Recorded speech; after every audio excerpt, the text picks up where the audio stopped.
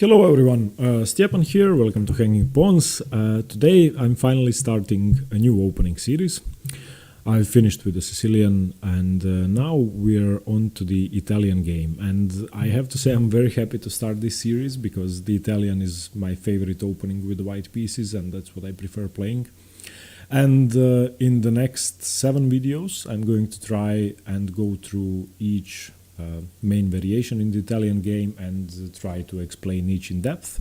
And this is going to be an introductory video in which I'm going to go over all the variations and mention all the key ideas for black and for white. And I'm going to try to explain the weak squares, the piece positioning and the attacking possibility of the Italian game for white. So the variations which we are going to go through in the Italian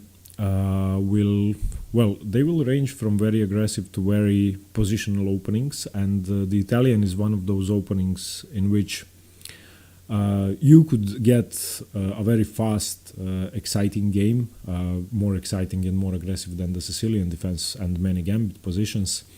And you could also have a positional and strategic maneuvering game similar to the Roy Lopez or some other slower openings. Now the Italian is probably one of the 2 oldest openings. It's been played since the 16th century on the highest level, let's say. It's been mentioned in all the oldest chess manuscripts and it's been played by all the Renaissance players, and it's been heavily analyzed since the 16th and the 17th century. So it's an opening which is very well known. It was given its name because the theory was mainly developed in Italy in the 16th century. Now the opening starts after pawn to e4 for white, pawn to e5, the king's pawn opening, knight to f3, knight to c6, and white continues with bishop to c4. And this is the Italian opening. In this position, of course, white could go for bishop to b5, which is the Roy Lopez. I've been through that opening. And bishop to c4 is the Italian. Now, the attacking possibilities of the bishop on c4 are immense, and that's why I think this opening is popular on all levels. In fact, it's been played in the World Championship, and it's been played in probably every kids tournament around the world. It's one of the most popular openings, regardless of the player's level. Now the idea behind bishop to c4 is quite obvious. You are developing your bishop to the most active square. In the Roy Lopez, once you develop your bishop to b5, you are indirectly attacking the e5 pawn. So with your bishop on b5, e5 is attacked. With your bishop on c4, you are simply attacking the weakness in black's camp. And in most king pawn openings, once the black pawn has moved from e7 to e5, the f7 pawn is weakened, and bishop to c4 is simply exploiting that fact. Secondly, white is preparing to castle, and bishop to c4 is one of the most logical moves in the position. White is preparing to castle kingside and have a safe king. Now, the 2 main branches in the Italian game are the gioco piano and the 2 knights game, either knight to f6 or bishop to c5. And 2 sidelines, 2 variations which aren't as popular are the Hungarian defense with bishop to e7 and pawn to d6, which leads to the more passive positions in the Italian and slower games, the gioco pianissimo. The first variation I'm going to go through in several videos is bishop to c5. And this is, you could argue, the most active move for black. Black is putting pressure on white's f2 pawn and playing symmetrically for the moment. And this is probably the most active move, and it avoids a lot of issues with the white knight coming to g5, which knight to f6 doesn't.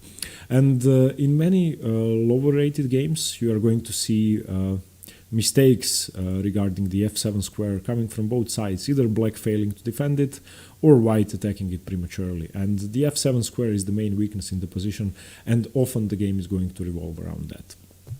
Now after bishop to c5, we are going to go over 3 main openings, and those 3, I have to say, are completely different. Now, what I prefer playing, and I'm going to show you that first, is castles here, even though that's not the main move, because after knight to f6, white could play d3 here, going for for a transpositional game most often, because after d6 white could play c3 and get into the normal gioco piano. But after knight to f6, white could also play a very aggressive gambit called the Deutsch gambit, and with pawn to d4 you open up the center, you gambit the pawn, and now you've gone from a positional Italian gioco piano game to a very aggressive gambit position in which you gave up a pawn for a lot of activity. And there are a lot of ways black could go wrong here. For example, if black takes with the pawn, the position is equal, but after e5 the position is quite aggressive. White continues with d5, you take here, black takes here, you take here, and you can see that there are a lot of attacking possibilities for both sides. Now in the main line, after d4, once bishop takes and knight takes f4, there are still a lot of ways for black to go wrong. For example, black could blunder with knight to c6, and you get to sacrifice on f7. As I said, that's the main weakness. And after king takes, pawn takes, knight takes, queen check. So the Deutsch gambit is a very aggressive idea, which could lead to some exciting games. So this is going to be a separate video. Once again, I'm not going to go into too much detail on each opening. I just want to cover the basics of the opening and show you the potential of the opening, and I'm going to cover each separate variation in depth in a separate video. So that's what could happen after castles. So after knight to f6, either d3 or d4. Those are two very different lines. And after bishop to c5, there are two more possibilities for white.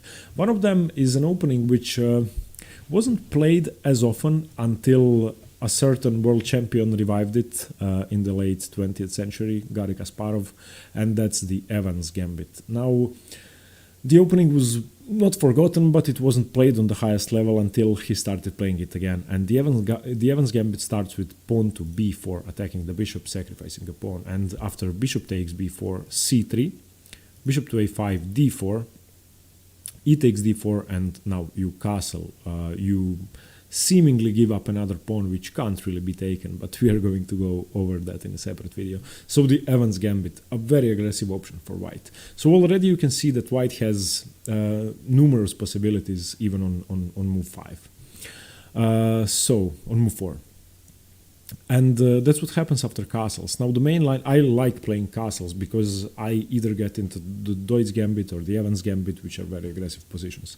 The main line is what I started playing recently and what I found to be one of the most comfortable positions I've ever played. And I've only played one tournament game, and I've done a lot of studying, and one tournament game I played, I won it, and I had an easy time winning it because I understood the position well.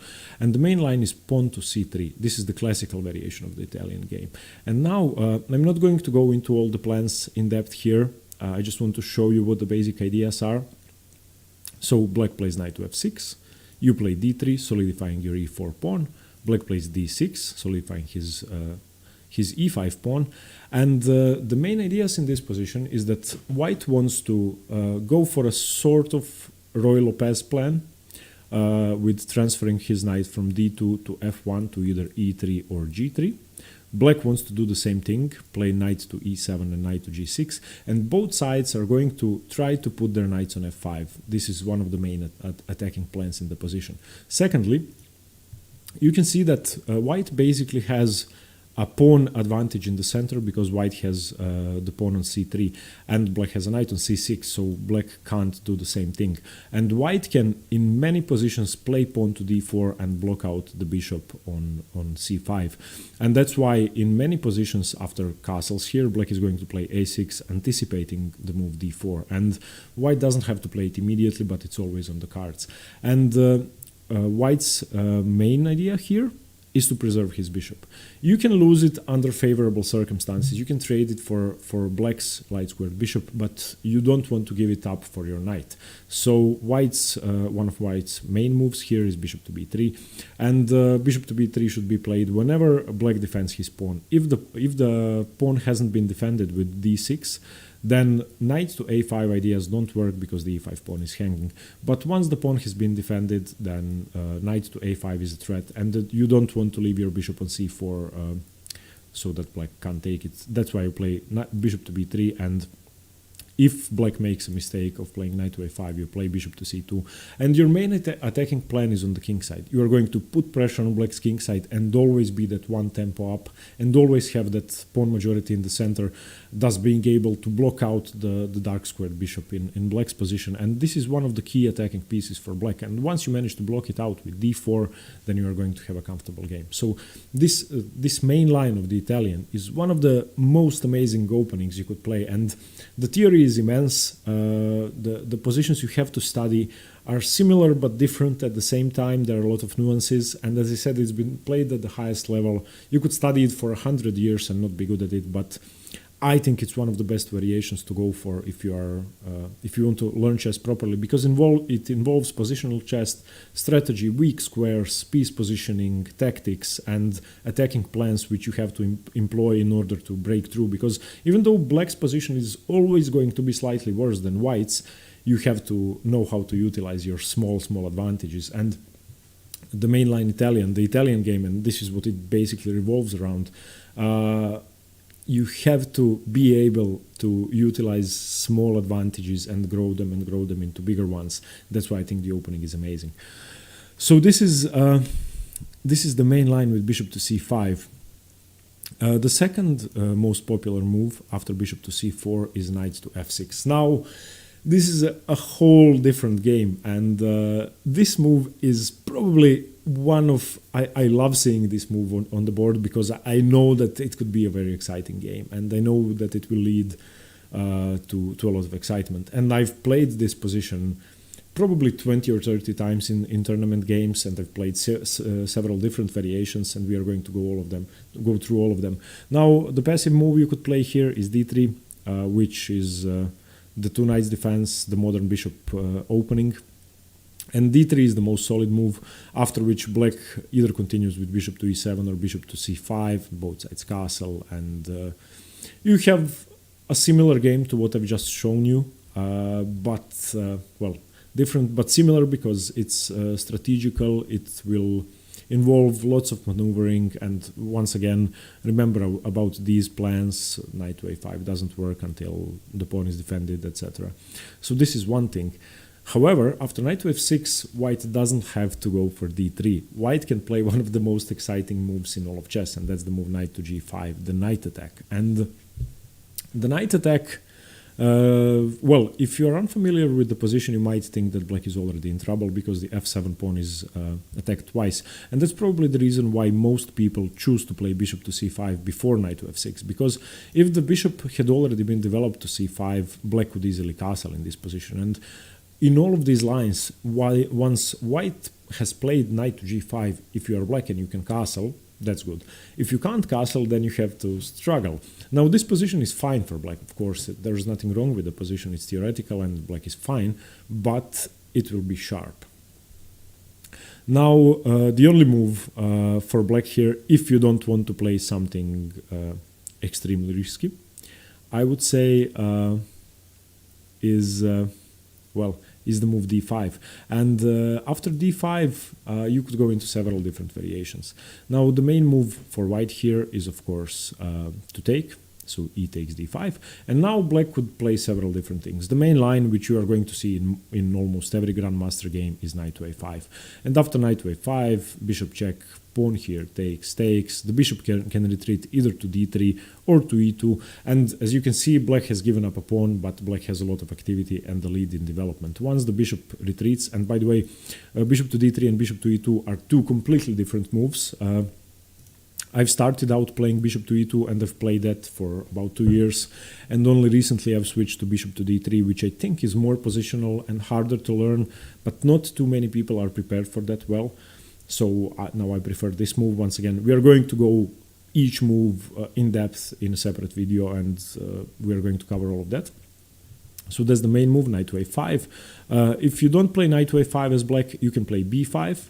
And after b5, bishop to f1, the variation continues that way. And the third possible move is knight to d4, which is once again completely different. So after c3, b5, bishop to f1, you get a lot of excitement as well. So this would be the main line, taking, and playing either knight to a5, b5, or knight to d4.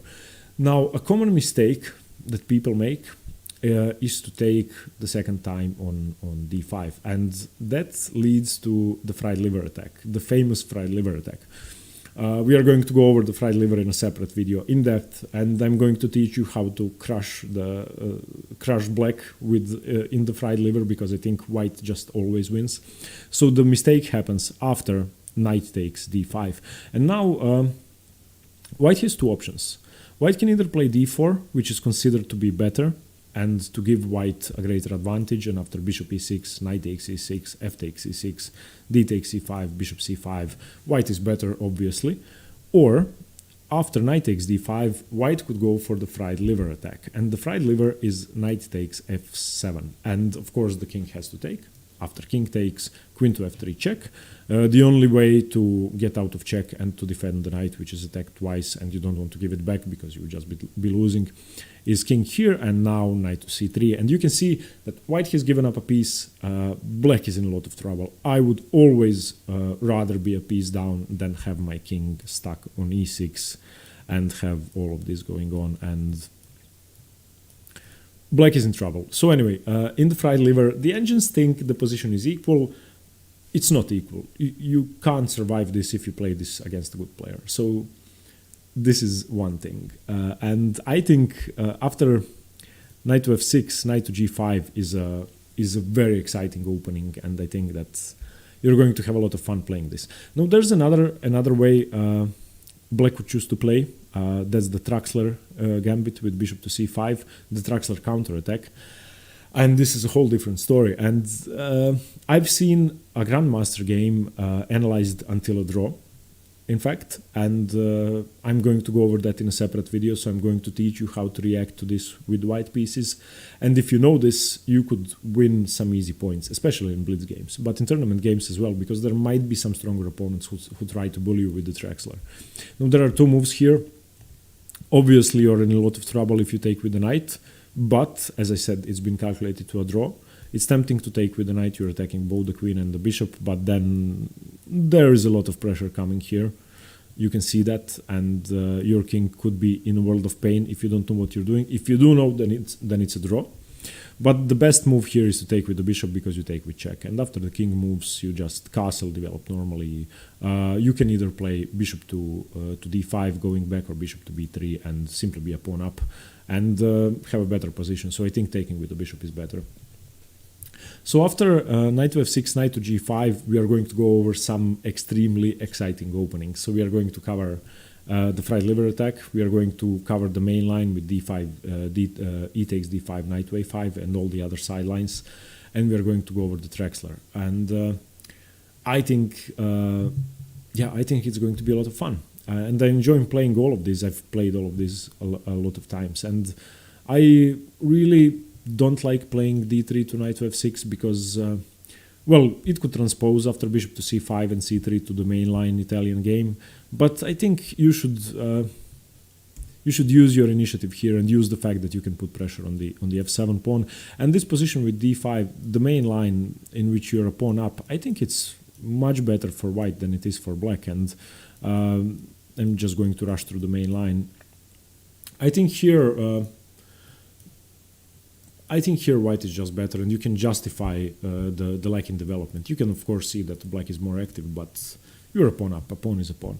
So yeah, these are the variations that we are going to go over, and it will be 7 videos on each separate one, going into a lot of depth. And the last one is going to be the Hungarian defense. Let me just run through that quickly. So bishop to e7, and this is also very fun opening if black doesn't know what he's doing. So after bishop to e7, you can play d4, and the main move for black is d6, going into sort of a scotch position. But after d4, if black takes, you can play c3, and then let's say black takes again, which has happened. You can play queen to d5, put a lot of pressure here, and have some exciting positions too. And I've faced the Hungarian defense when I was playing my coach 2 years ago. We played a practice game, 90 plus 30, so a serious tournament game, but it was exhibition.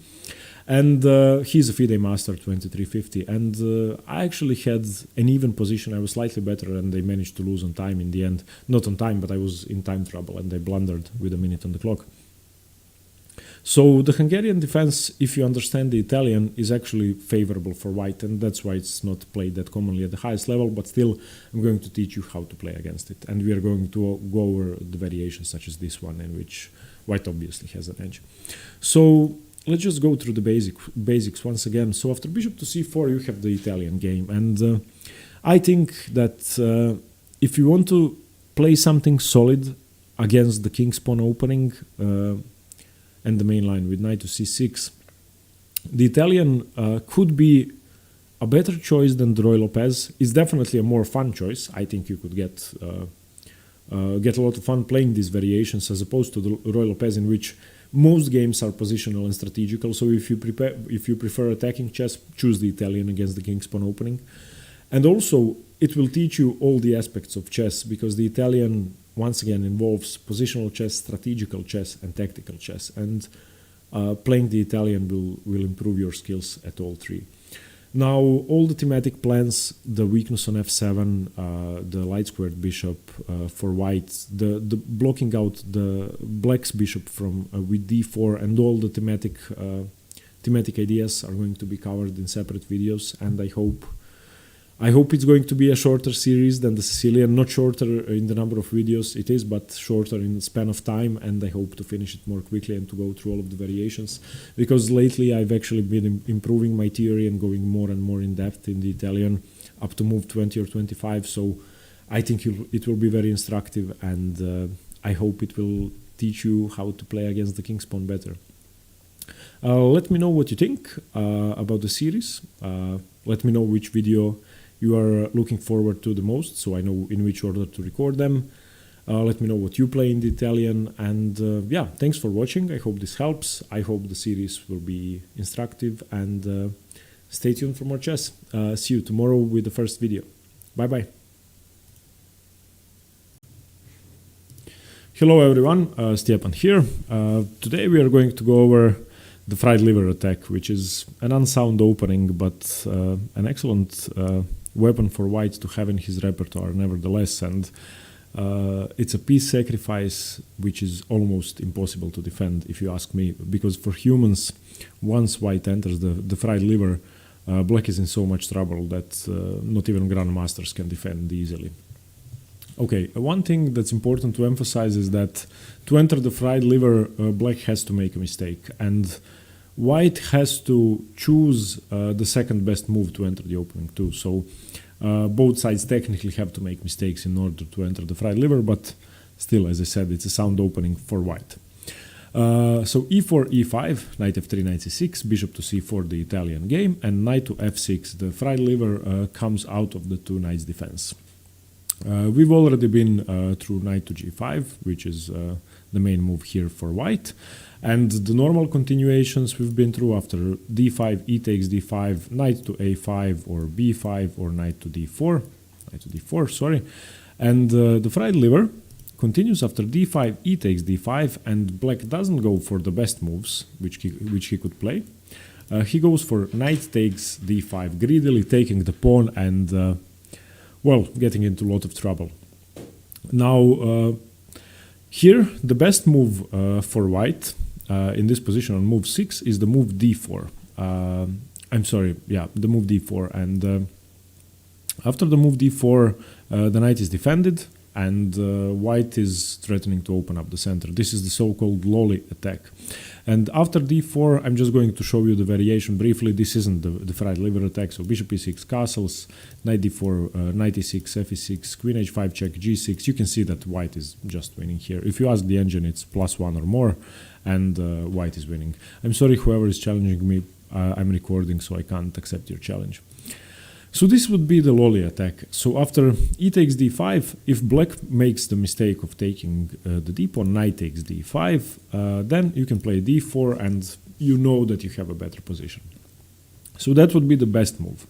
However, after knight takes d5, the fried liver is knight takes f7, sacrificing the knight, and well, saying to black that you're going to have a very aggressive game, a very aggressive middle game. And in my opinion, this sacrifice is almost impossible to defend. In fact, I've never lost this position. I've played it 2 times in rapid game, and I've played it probably 50 times in blitz games, and I always seem to win because it's just so much easier to play for white. Now, of course, black has to take the knight. Black has to accept the sacrifice. If he doesn't, then you're going to take the rook, and the bishop is going to take the knight in some positions as well.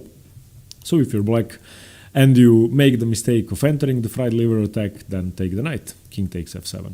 The only move for white is queen to f3. And here black has only one move. You have 2 problems. One of them is that your king is under check. The second one is that your knight is attacked twice and pinned to your king. So in order to defend your knight and move your king from check, king to e6 is the only move. I can't tell you how many times people have played one of these 3 moves against me. The first and the biggest mistake, king to g8, checkmate in 3. Bishop takes d5, queen takes d5, queen takes d5, bishop e6, queen, checkmate. So don't play king to g8. King to e7, slightly less bad, but still just losing. Bishop d5, bishop e6, bishop takes c6, b takes e6, queen takes c6. You can see that black has 5 pawns, white has 7 pawns, and you're just 2 pawns up for nothing. You could say that black has more active pieces, but it's really irrelevant. Black's king is in so much trouble. Another mistake which you could play is king to e8, the same solution, bishop d5, queen f6, bishop c6, queen c6, queen c6, b c6, and once again you're up a pawn, and black has the bishop pair, but this is easily winning. This pawn structure is just losing. The engine will tell you that this is more than +2. So there's really only one move. King takes knight, queen to f3 check, king to e6 has to be played. And now from an engine perspective, this is better for white. It's not winning yet, it's +0.7, +0.8, but from a human perspective, this is winning. And all you have to do with the white pieces is put more pressure on the d knight, castle, get your rook to e1, open up your bishop on c1, so play d4 at some point, get rid of this defender on e5, and get all of your pieces into play. This is your plan. As black, in my opinion, you should resign, but, well, perhaps you can hold the position. I mean, people have held the position, of course, but I just think that white should win 9 out of 10 games if he is precise. So if you learn this opening, black is going to enter it sometimes, and you need to be prepared to punish it properly. Okay, the main move, knight c3, simply putting more pressure on the knight. Now you have 3 attackers. Black has 3 moves, I'm sorry. 2 of them are just bad, in my opinion. One of them is the best, and that's knight to b4. We are going to go over that last. So the point is that he has to bring another defender to d5, and the only way to do that is with the knight. So black can either play knight b4, knight d4, or knight to e7. After knight to d4, you play bishop takes d5 check, because this isn't really defending the knight, it's attacking the queen and the white rook, but black doesn't have time to do that. So king to d7, queen to g4 check, removing the queen from the attack of the knight, king e8, queen h5 check, g6, queen takes c5. This is just too much. Black is forcing you to exchange the queens, but you don't really care, because queen e7, bishop e7, bishop b3, defending the c2 pawn, and after bishop to e6 you play king to d1. This is winning. You are 2 pawns up, and you got back your piece. Simple enough. After knight to c3, another bad move defending the knight is knight to e7, and now d4, opening up the center. E takes d4. Now you take on d5. Knight takes d5. Knight takes d5. Queen to e4 check, removing the king from the defense of the knight, because now both the queen and the king were defending. So you just remove the king. King f6, and now queen takes d4. The knight still can't be defended. This is check. If king back here, then queen check once again. So now king to g6. Now you take the knight, queen d6, castles. You got back your piece. You're a pawn up. Black's king is ridiculous, and you are going to checkmate more often than not. So after knight to c3, black only has one move. That's knight to b4. And knight to b4 is threatening to take the exchange. But as white, you shouldn't really care about that. There is one sideline with bishop to b3, but I think that's unnecessary, and you don't really care if black takes on c2, because after knight to b4, you castle. Castling is much better than defending the c2 pawn, because you want to get your rook to e1, and if black takes here, then you have 3 attackers, so you're going to take the knight on e5. So you would have 2 pieces for the rook at minimum. So here, before taking on c2, black has to defend the knight, c6, and now you play d4. Once again, not giving black enough time to capture on c2. Here, the main move is either queen to f6 or e takes d4, which people play often, but it just loses. Let me show you that first. After e takes d4, bishop f4, opening up the bishop. You don't really care about this knight. If d takes c3, then rook f2, e1 check, king f7, bishop g5, you win the queen, queen f6, bishop takes. We don't have to go any further into this. So e takes d4 can't be played. After d4, the main move is queen to f6. This is the best defense. After d4, if black takes on c2, then this is just ridiculous, because you get to attack both the knight and the pawn. And if he takes here, then, well, you really should be able to win this easily. You can see that it's +9, +10. So take here, and takes, and just over. Yeah, black is actually forced to take the bishop here. So after d4, you're threatening rook to e1. Black can't take here, black can't take here. Black has to play queen to f6. Queen to f6 is the best defense. Now, as white, since you've sacrificed the piece, you can see that you still have a huge advantage, +1. The only thing you don't want to do is exchange the pieces. If you exchange the pieces of the board, then the fact that you're a piece down is going to be emphasized. And as long as all the pieces are on the board, especially the queens, you're going to have an attack, because it's really not such a big deal that you're a piece down, since 4 of black's main pieces are on the last row, and you are much quicker in the attack. So just keep the pieces on the board. Once queen to f6 happens, move your queen, queen to d1. Defending the d4 pawn, rook to e1 is coming. Defending the c2 pawn, you have no problems with the position. The main move for black here is king to e7, trying to get away from this pin and to be able to activate the knight. Now you play rook to e1, simple enough. Queen to g6 is the main move here, trying to get some pressure here, and black is basically forced to give up this pawn because there's no way to defend, so you take rook takes e5, king to d8 going back, and black's main idea is to tuck into this corner and try to get his king to safety, but it doesn't really work. So a3, chase one knight away. The main move is knight takes c3, b takes c3, knight to d5, you can take, c takes d, rook takes d5, let's say bishop to d7. This is the main line, and here you can see that with the best defense for black, black gets into a position where he has a bishop for 3 pawns. Now, you have to decide which side you would rather have here, because if black knows what he is doing, he can get this position. This happens if both sides play perfectly, and this position is actually equal, slightly better for white. So if black manages to get up to this point, I would still rather have white, because 3 pawns are stronger than a piece in this position where the king is in the center. But you have to be careful. If you get this position, this is move 17, you have to be careful and play precisely. This has actually never been played before, this exact move order, but this is what I think you could get if you play against a prepared opponent. So let's go over the position again. So e4, e5, knight f3, knight c6, bishop c4, knight f6, the 2 knights defense, knight g5, the knight attack, d5, e d5, knight d5, a mistake. The best move is knight to a5. We went over that in a previous video.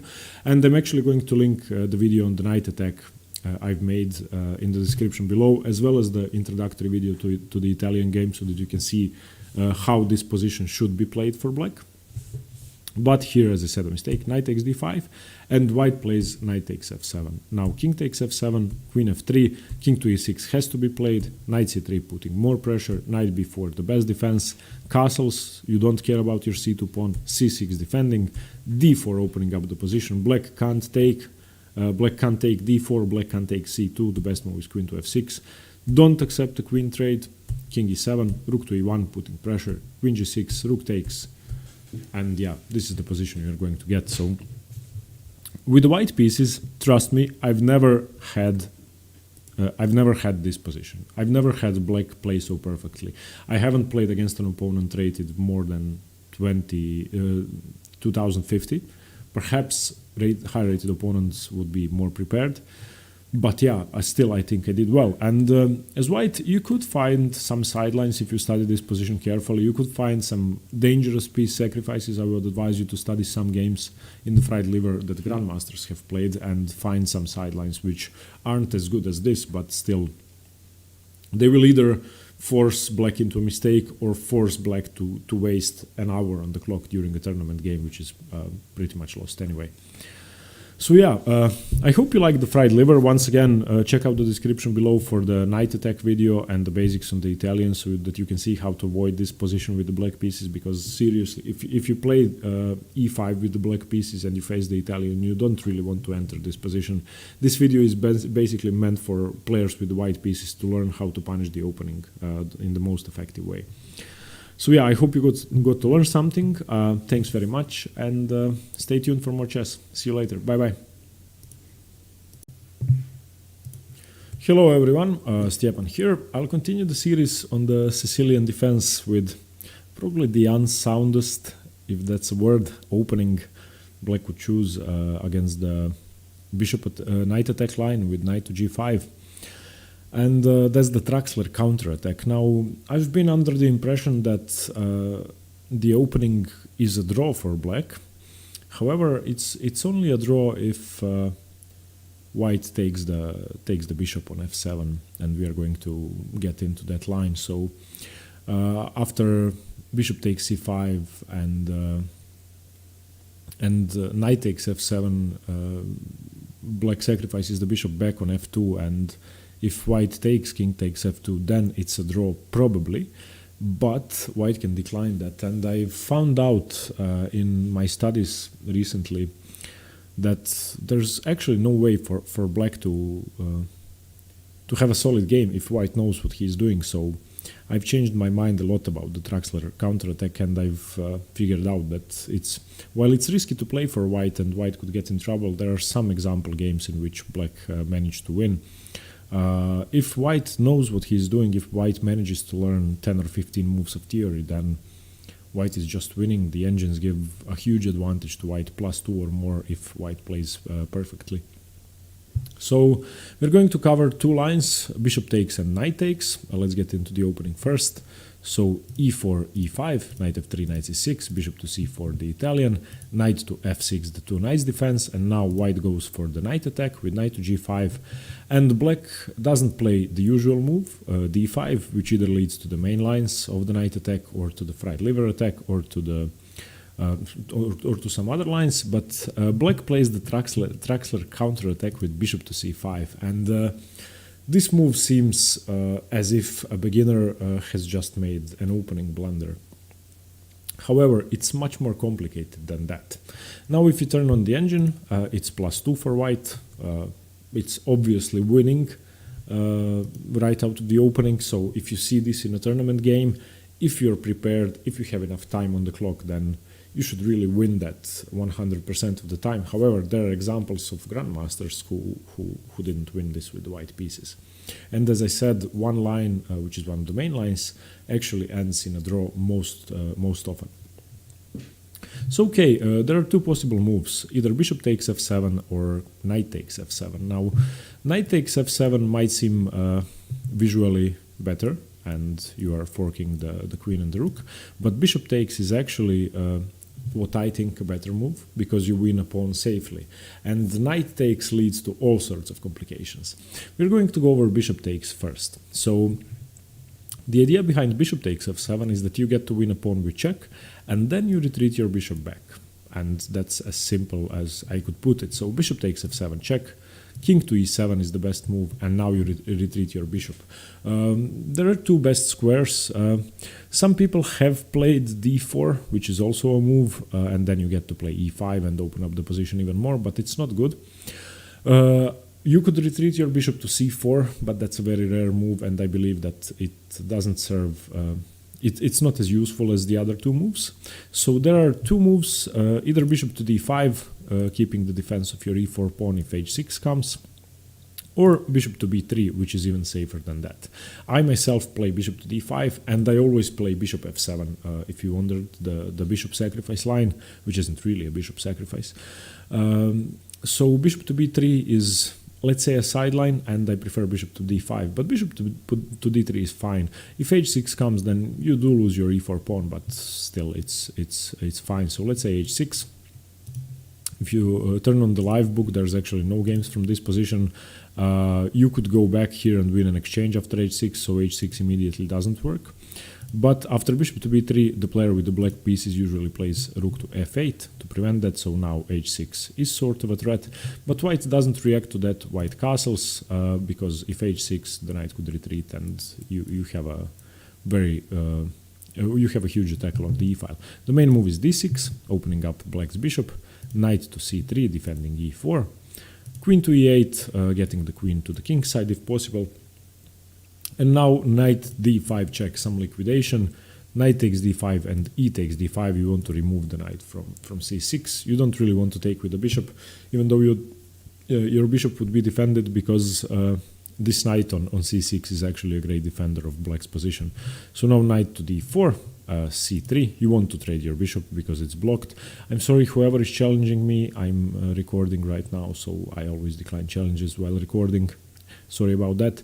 Knight takes b3, a takes b3, h6, chasing the knight away, d4. You can see that white has a perfectly fine position. If you turned on the engine, it's more than +1, and I believe that the extra pawn is very useful here. Yeah, white has all 8 pawns, and the fact that they are doubled in the center isn't really that meaningful, because they are very strong, controlling a lot of key squares. So bishop to b3 is definitely a fine line after bishop takes f7 and king to e7. Bishop to b3 is a fine move. However, I would recommend that after king to e7 you play bishop to d5, just not allowing black to have any counterplay on the e4 pawn, and it's going to take a lot of time to remove the knight and play c6, so your knight is fine here. If black decides to take, you're perfectly happy because you've just gained the tempo, and the knight is going to have to move from c6. So the main move here is rook to f8. Once again, white was threatening knight to f7, and here white castles. Your e4 pawn is defended, h6 doesn't really work, and now d6, once again the main move, knight to f3 going back, and bishop to g4. This is the source of white's counterplay, and black's counterplay. Sorry, black is often going to have a lot of pressure along the f file, but I believe that the extra pawn and the fact that black's king is stuck either on e7 or somewhere else is more than enough compensation. Now the position continues. Bishop takes c6, b takes c6, d3, defending your e4 pawn for good, queen to d7, bishop to e3 developing, forcing a trade basically. The bishop would suck on b4, and you could play a3, b4 anyway to exchange the bishop. So now bishop takes e3, f takes e3, putting some more defenders on the f3 knight and preparing to play perhaps queen to e1, getting along this diagonal or here. So now king f7. The black king basically wants to tuck itself away in the corner. So now h3, chasing the bishop. Bishop e6. This is the best move, however it does lose the bishop, but you could argue which piece is better. Knight g5, king g8, knight takes e6, queen takes e6. If you count the material, black has 7 pawns, white has 8, and black doesn't really have a smidget of compensation for the pawn. I mean, okay, one thing that's better in white's position, that's worse in white's position than in black's position is the knight. The knight on f6 is definitely better than the knight on b1, but in 2 moves the knight is going to get to f3 and the position is going to be completely symmetrical almost, but white has an extra pawn. So this is the bishop sack line, and I think this is the best way to play against the Truckler. It's just safe. It doesn't leave black any counterplay. King e7, bishop to d5. Just retreat your bishop to d5, defend your e4 pawn, and whatever black does, you're going to have a solid extra pawn and no compensation for black. The fact that it's really hard for white to go wrong in this position makes it very easy to play. The other variation which we're going to see, in which white captures on f7 with the knight, could get really risky for white, and I think that white could lose those positions even though he's better. But bishop takes f7 is a solid move. You take with check, bring your bishop back, have an extra pawn, and convert if possible. Just stay calm. You are going to have more time because black is going to have to struggle to find some counterplay. And I think it's really hard to find counterplay with these pieces. It's not as if you have 4 rooks and 3 queens. You have bishop, knight, 2 rooks and the queen, and all of white's pieces are in the defense. And this is just fine. I mean, rook f2, knight to f1, knight to g3, and knight to f5 are even a plan. You could adopt a lot of normal Gioco Piano games or normal Spanish games plans and just create an attack. The king is on e7 and you're a pawn down. Why would anybody play this with the black pieces? So okay, let's get to the other variation. I'm sorry, I'm just getting notifications from Lichess that I'm getting challenges. Sorry, I just have to decline that.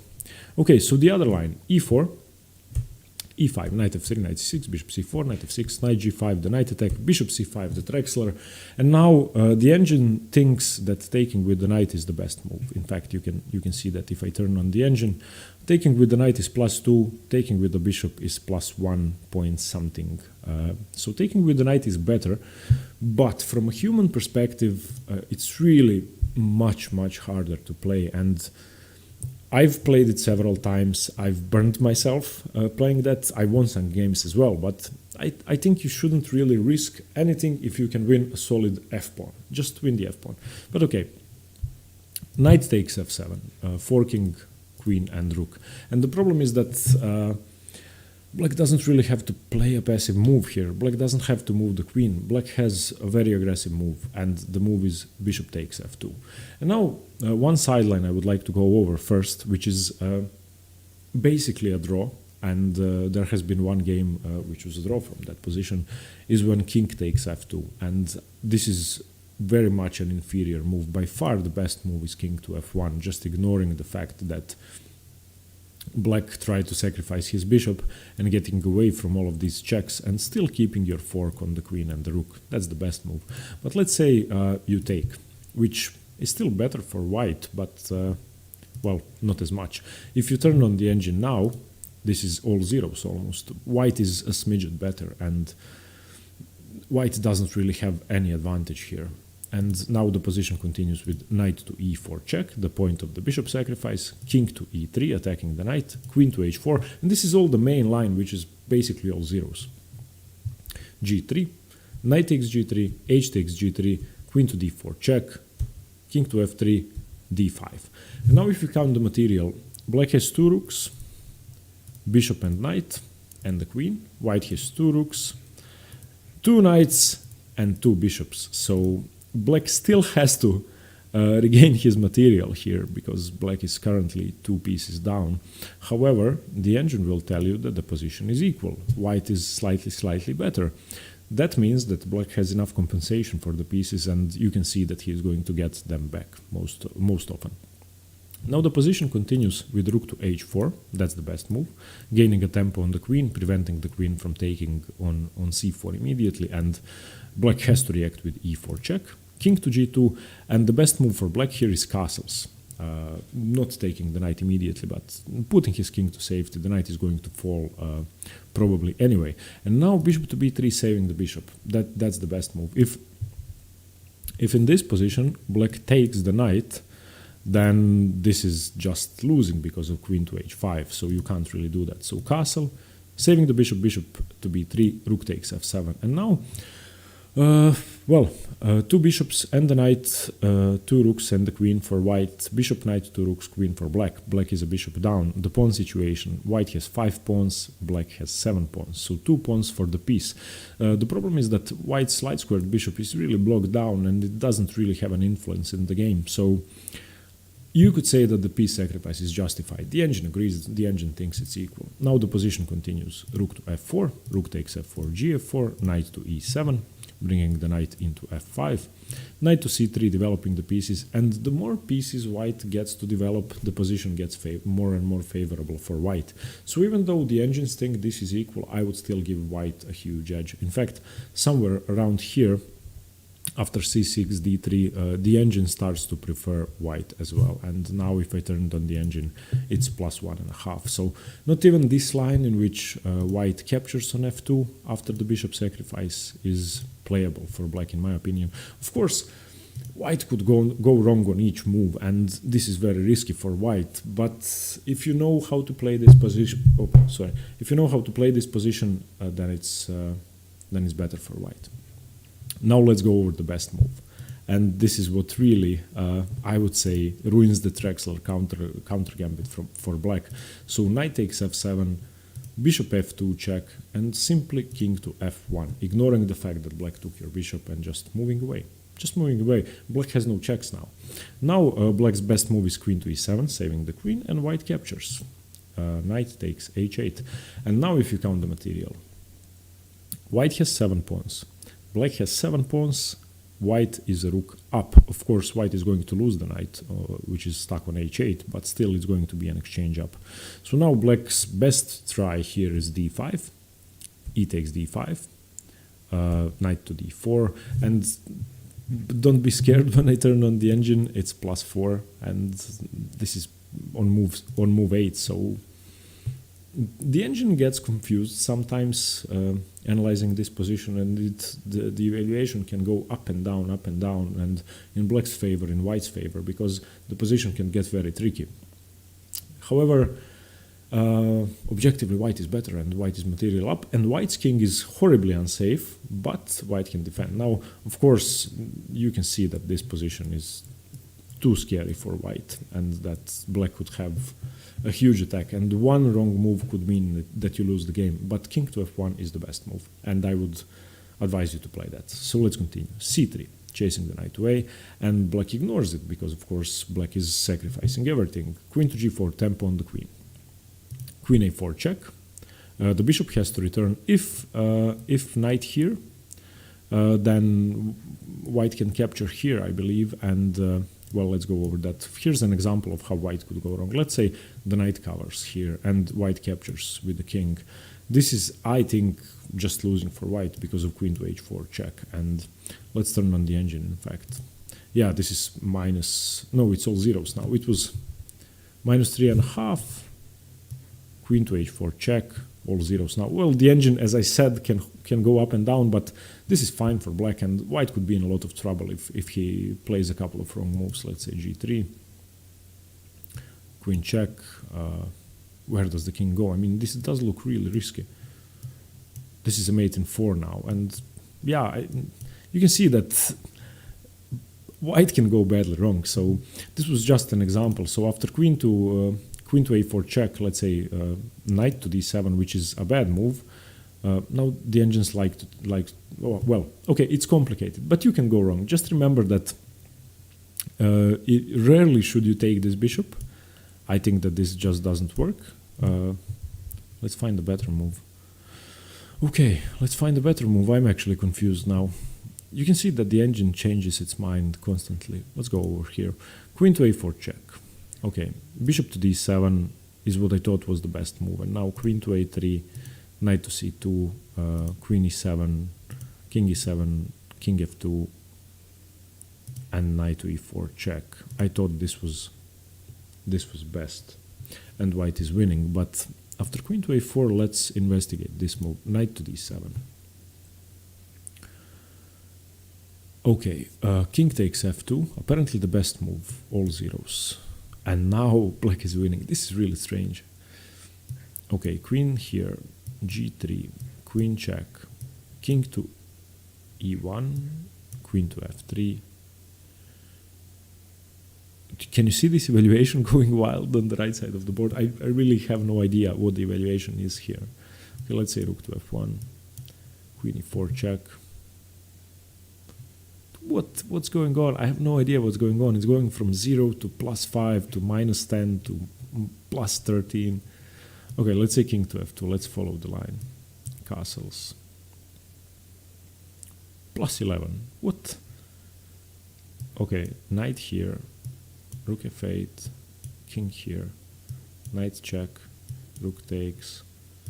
Bishop takes. Queen takes. Yeah, this is just lost for white. How can white defend this?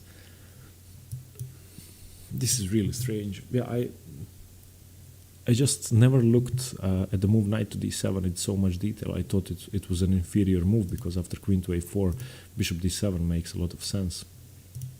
Now the engine thinks that queen to a4 is a horrible move, so let's go back. c3, chasing the knight away, is fine. Bishop to g4, okay.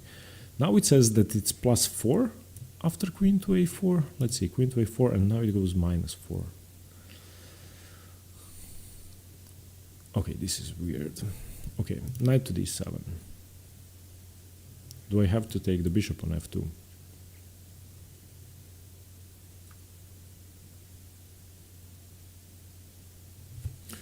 Okay, let's find a better move. Is there a better move?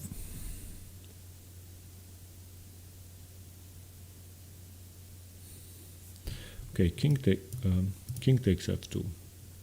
Queen to h4. I don't think this could be defended. Is g3 the only move?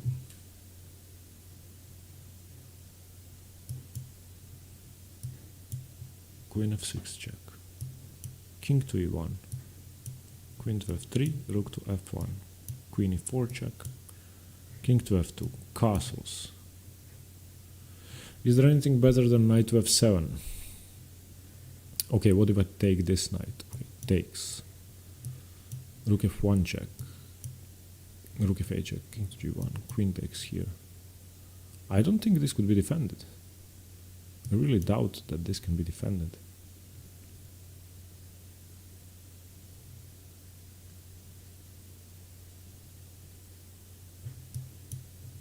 Is this a draw?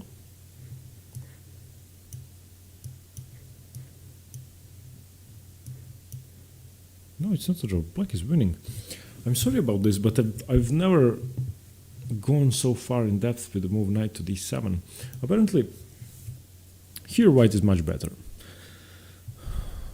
After knight to d4, can we find a better move than c3? I thought c3 was the best move, because now after bishop to g4, queen to a4 is supposed to be the only move. But, okay, look at the evaluation. c3, the best move.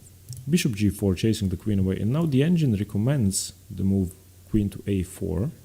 And after the move is played, it changes its mind completely. So is there any other move? I don't think there's another move. There's no other moves. Queen to a4 is the only move.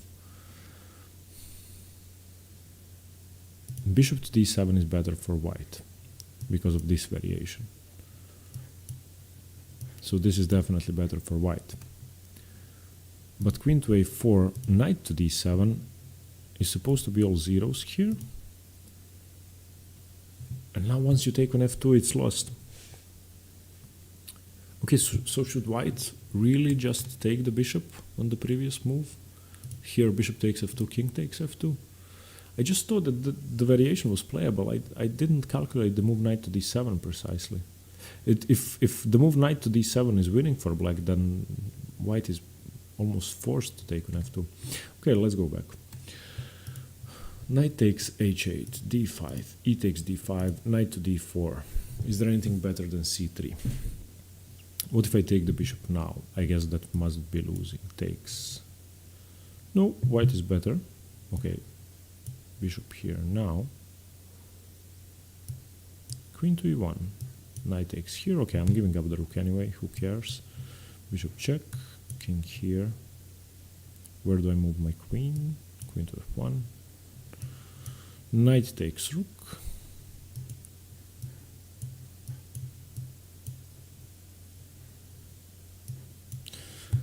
Okay, what's the material situation? Let's not count the h8 knight because it's going to fall.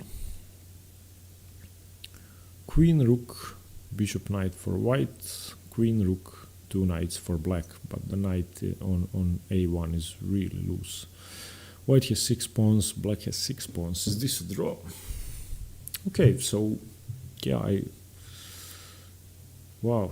Okay, so let's go over that once again. Knight takes h8, d5, e takes d5, knight to d4. I thought c3 was the best move, and the engine gives that as the best move, but it's really complex. c3, bishop to g4, queen a4, the only move. Now, apparently, white is lost after knight to d7. Is king takes f2 forced? What if I take the knight here? Bishop takes. Black is threatening checkmate. Now white is better. What? I need a stronger engine for this. Okay, let's allow the engine to run for a while on knight to d7. I just wanted to go more in depth just to make sure what's the correct evaluation. So knight to d7, king takes f2 is supposed to be the best. cd4 is apparently better for white, but so okay, king takes f2, queen h4 check. This doesn't make any sense. g3, queen f6 check. But I don't think this is defensible. How can this be equal? Is there really a move to draw this position? No, now it has changed its mind to -5. Okay, so let's just see what was played in the live book. Okay, king to f1. Let's turn on the live book. Queen to e7 was the best move and the most often played move. In fact, there are 16 games with knight to h8. Now 15 games with d5. E takes d5, the only move. Knight to d4, the only move. 7 games with d6. 3 games with c3. 2 games with h3. And after c3, black won 2 games. And one of the games was a draw. So okay. And with d6, white wins every game except for one. One game was a draw. So okay. Let's change the tactic here. Okay, d6. C d6 I guess has to be played. And now king takes f2. And now bishop to g4. Queen to f1. King to d7. Bishop to b5 check. Yeah, I guess this is the way to go. So the move c3 should be avoided. Apparently, the mistake I made was the move c3, which I really thought was the best move because I didn't see how dangerous knight to d7 was. I didn't see that this combination actually doesn't work because black gets to remove all of his pieces from the back rank and getting ready to castle and to bring his rook to f8, and the queen is coming to h4. So this is really scary. So don't play c3. So okay, d6. C d6, king here, bishop here, queen to f1, knight takes. Yeah, there's no problems in this line. So d6 instead of c3. I'm sorry for the complication, guys, but I really wasn't aware of how knight to d7 was, of how strong knight to d7 was. So let's go over that again. e4, e5, knight takes f7, bishop takes f2. King to f1.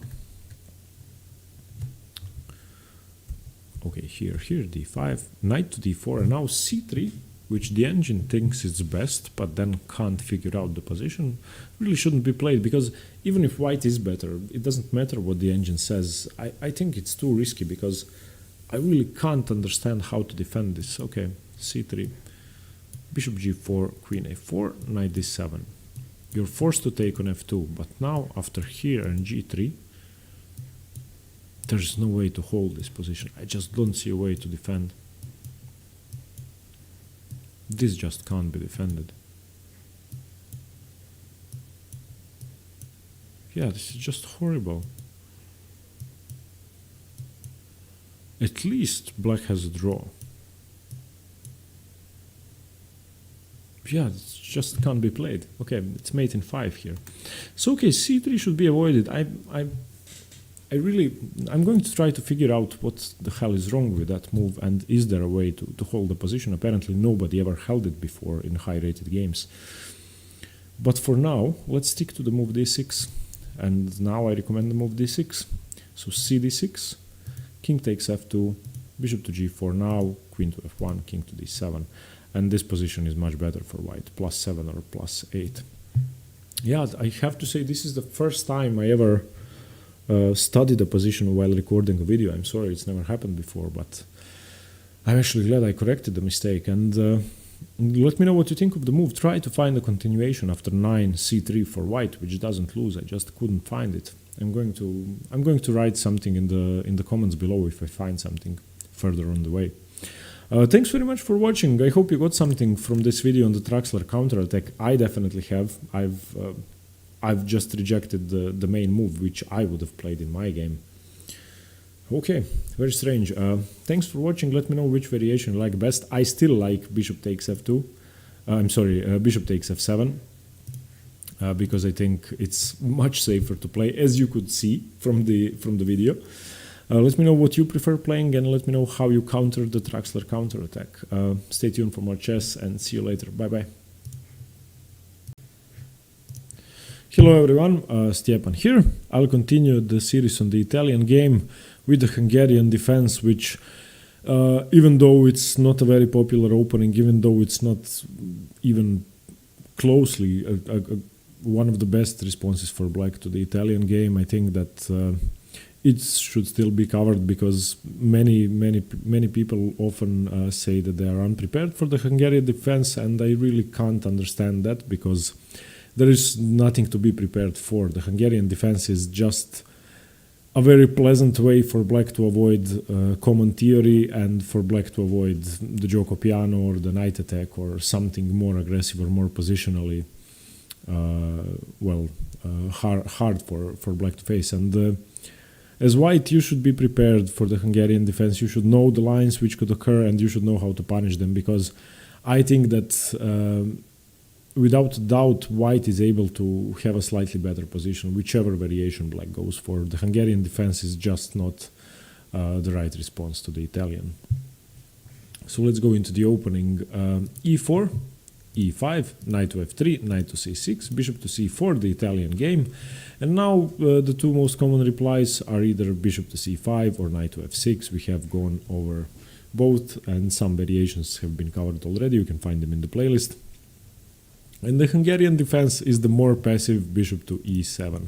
Now with this move, white doesn't have the option of knight to g5. White can continue his normal play and basically not be worried about what black has done the last move. With knight f6, of course, black is developing a piece to a more active square, with bishop to c5 as well. And with bishop to e7, black is preparing to castle without having to struggle with knight to g5, and still keeping his bishop inside the pawn chain after d6, but having his bishop closer to the king and on a more passive square. And I mean, it's a fine defense, but it's not aggressive. So after bishop to e7, there's nothing white should be worried about. And many people, including me, when I first started playing, facing this defense, and I didn't really know what to do, and then I started studying it, and I realized that, well, there's really nothing to be prepared for. My coach played this against me in one of our training games, and I actually had a better position coming into the end game. I managed to lose in the end, but still I fought well, and he didn't manage to equalize against a 400 points lower rated opponent. So here, white has two responses to bishop to e7. One of them I would just like to tell you not to play immediately, and that's after e4, e5, knight f3, knight c6, bishop c4, bishop to e7, the move castles.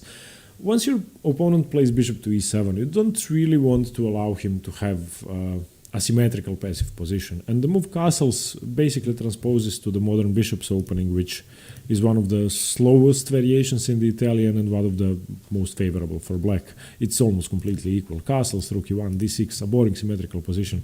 The modern bishop's opening arises like this: e4, e5, knight f3, knight c6, bishop to c4, and now if black plays knight to f6, white could continue with d3, the modern bishops, and after bishop to e7 you have the exact same position.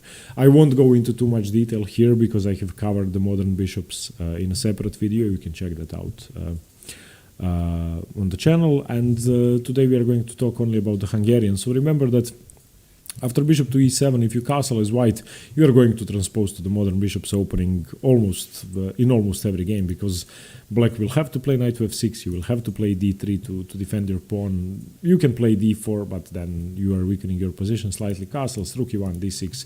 This is now the modern bishop's opening, and I really don't think white should play that after bishop to e7. Still, if you want to calm the position down and not give your opponent a chance to exit mainline theory, this might be a great choice, because many people, and my coach is a great example, he decided to play the Hungarian to get out of mainline theory and just to play chess against me. You might encounter players who want to exit theory, who don't like playing theoretical games, who hate following theoretical moves, and they are going to play the Hungarian defense, because when the Hungarian defense happens, most people just play chess. You remember the common ideas, but you don't really know the exact move orders.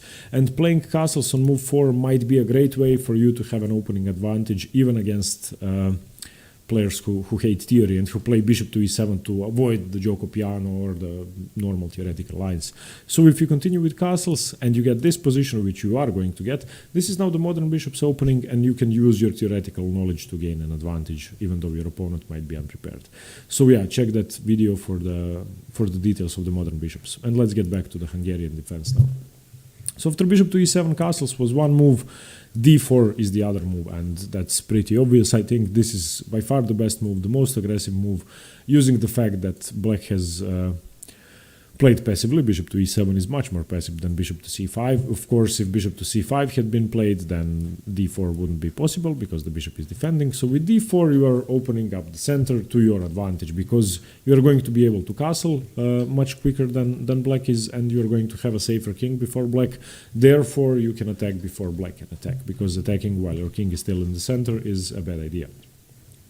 Here black has two moves. One of them is the main line, and I think you are going to see that more often than the other move. And one of them is d6, so closing down the position, sort of defending the e5 pawn and preparing to recapture with the pawn if white captures. And the other move after d4 is e takes d4, which is well, both are fine for black. This is just less usual, and this actually transposes to the Scotch game. So we are going to go into more detail in the Scotch series about this. But I still think this could be called the Hungarian defense, because it's actually very thematic for the Hungarian. So two moves. After d4, bishop e7, d4, black can either play d6 or e takes d4. After d6, which is the main line, white should continue with d e5, obviously trading the queens and putting one of the black pieces to an unfavorable square. So after d takes e5, black has to recapture. Whichever way black recaptures, you are going to be able to exchange the queens and get a slightly better position.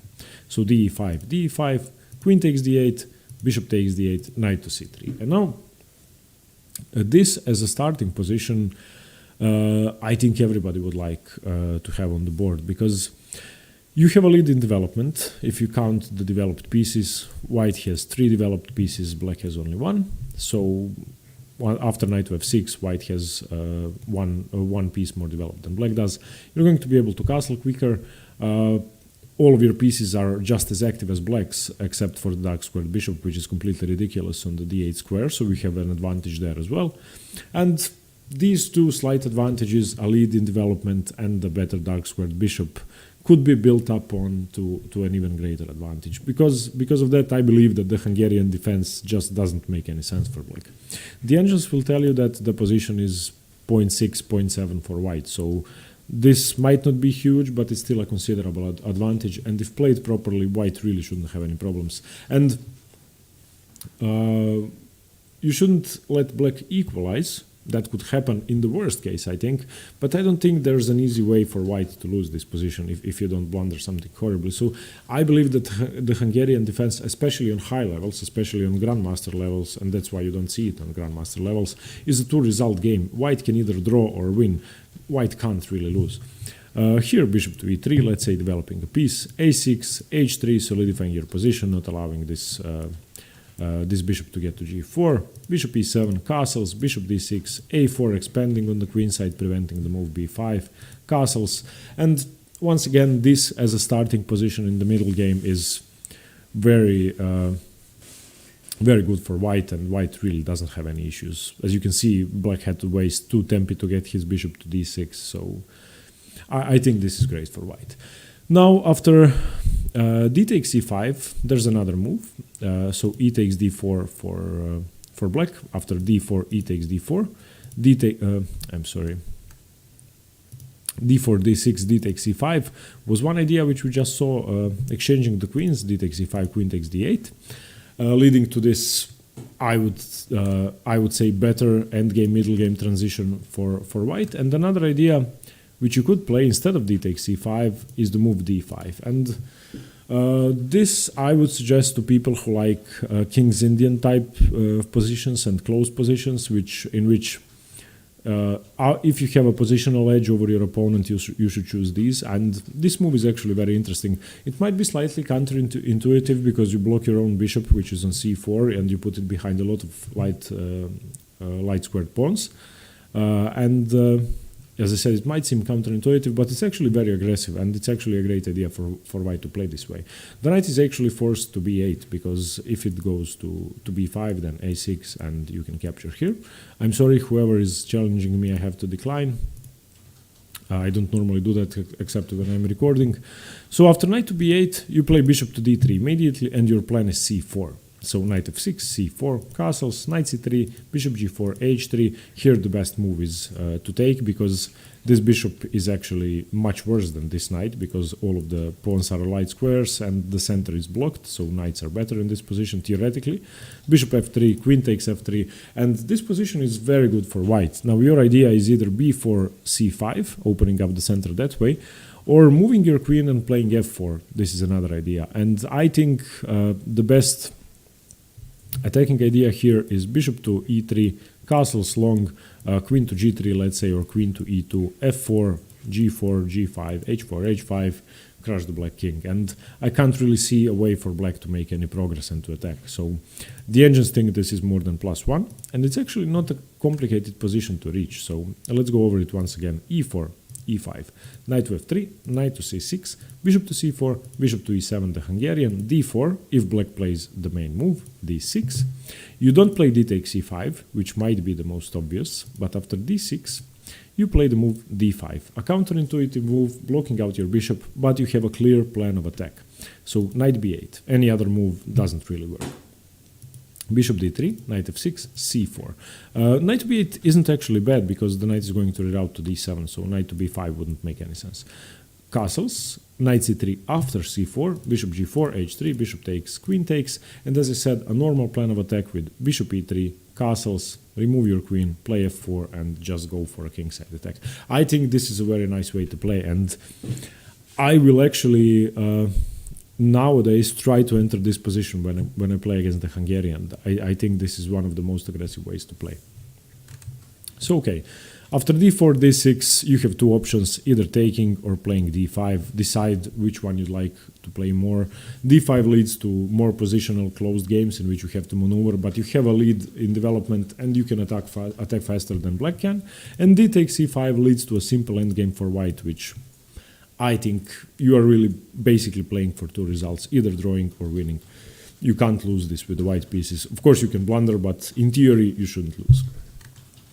Okay, and the other move after d4, which white can play, which black can play if black doesn't play d6, is e takes d4. And e takes d4 actually transposes to the Scotch game, as I said. And here white has three options, either taking with the knight, castling, or playing c3.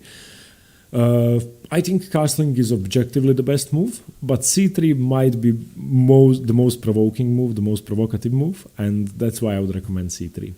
Now let's go over c3 first. After c3, let me just show you one.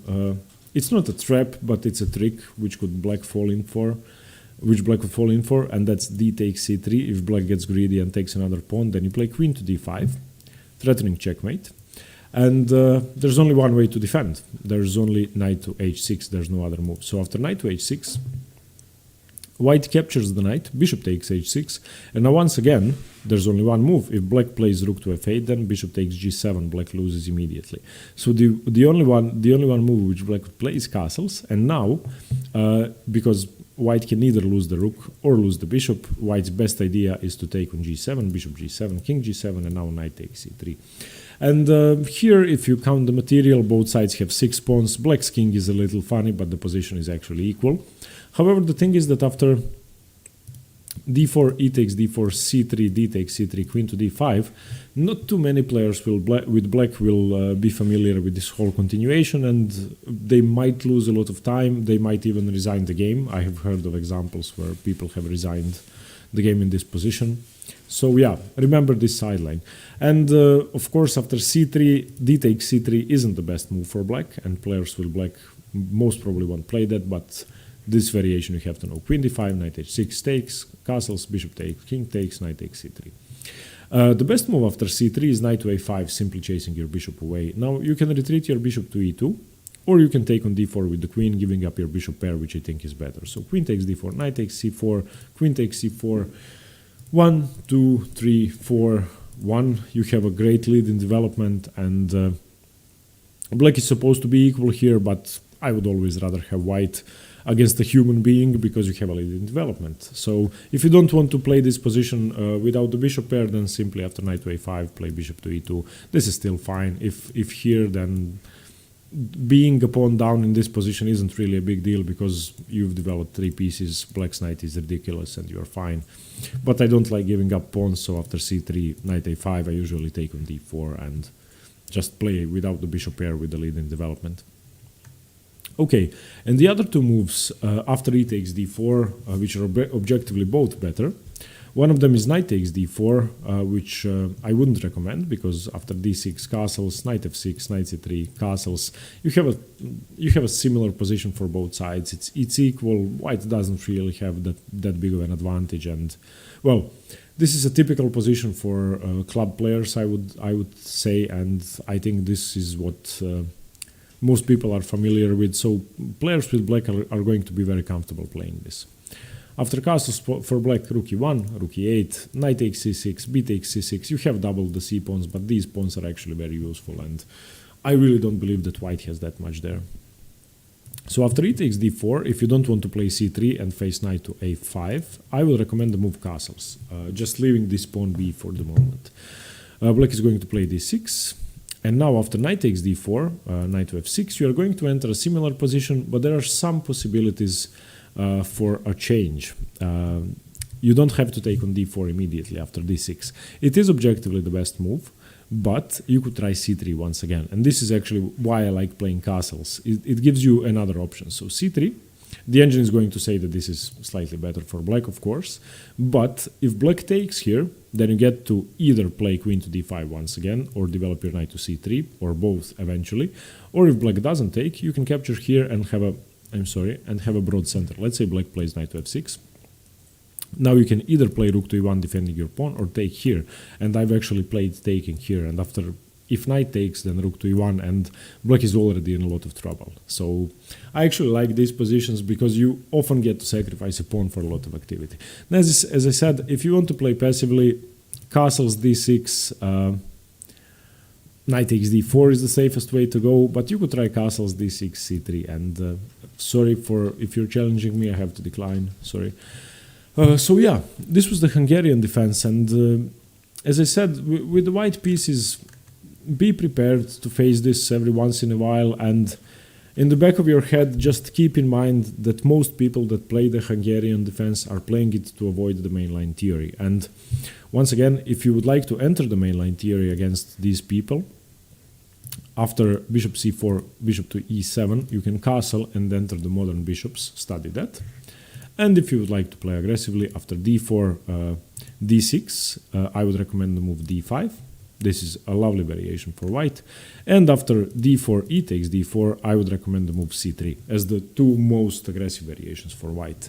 They are, well, the c3 line is actually equal for black, but there's a high probability of black going wrong.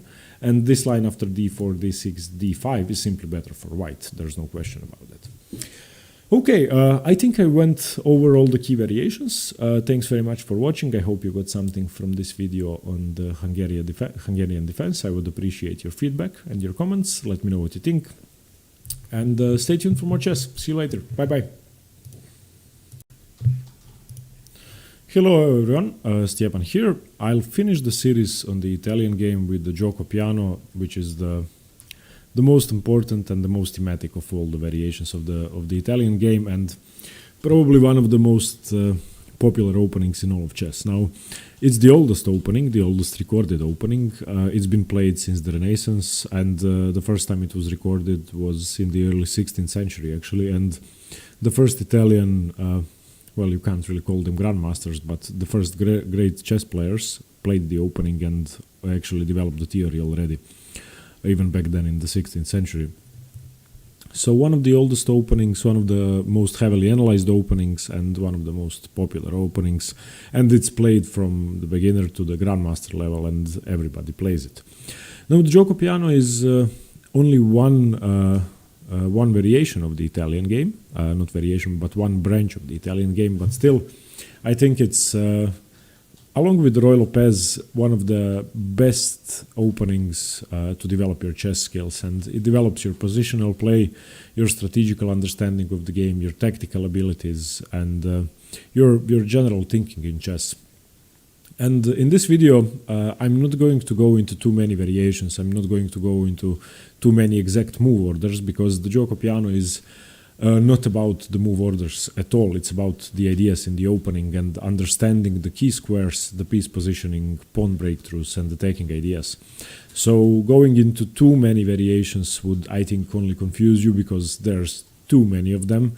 The theory is so vast that I couldn't cover it in 5 hours probably. So I'm going to try and share the ideas in the gioco piano, the main ideas.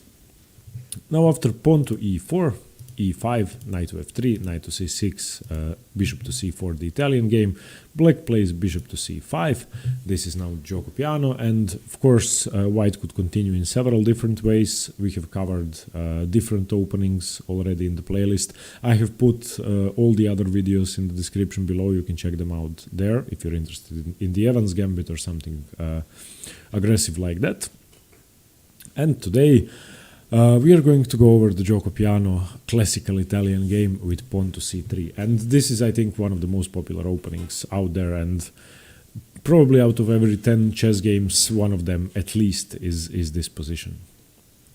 So okay, black has one move as response here, and that's knight to f6. The only other move that you might see occasionally is the move queen to e7, which doesn't really pose such a big threat. This is called the closed classical Italian.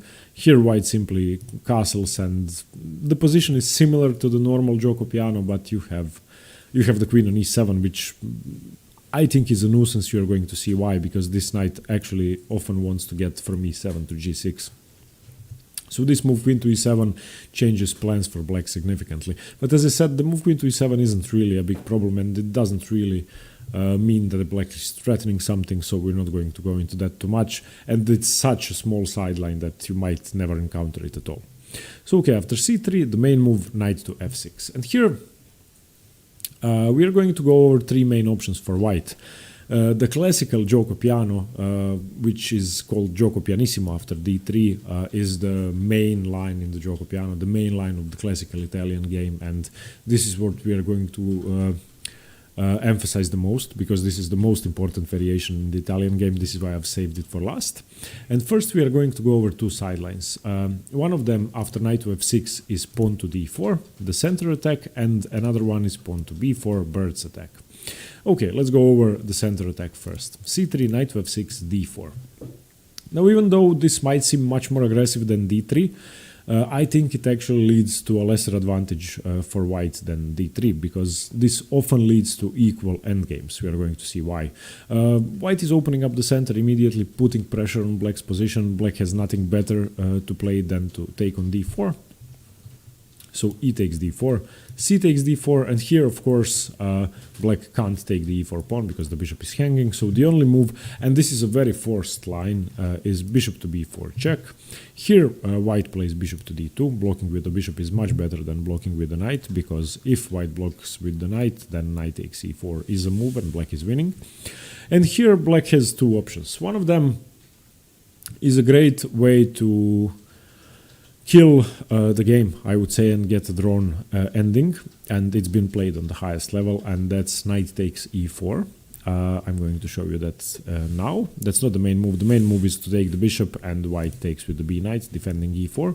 But after bishop to d2, white also has to accept the fact that black can play Knight takes e4, and now you didn't lose a pawn, you can gain the pawn back tactically, and this here is a very forced line. Bishop takes b4, knight takes b4, you sacrifice your bishop temporarily, bishop f7, king f7, and now the point is queen to b3 check, winning back the piece, and after king f8, queen takes b4, the best move is queen e7, white has nothing better to do than to exchange, and this here, as you can see, is a completely equal position where white has two knights, black has a bishop and a knight. White has this isolated pawn on d4, but that's not a big deal really, and this position is why I avoid playing d4 on move 5. I avoid playing the center attack, because I really think that you can't expect to win here. I mean, you can win some of the games, but you can't really be sure that you have a winning chance, especially not against stronger opponents.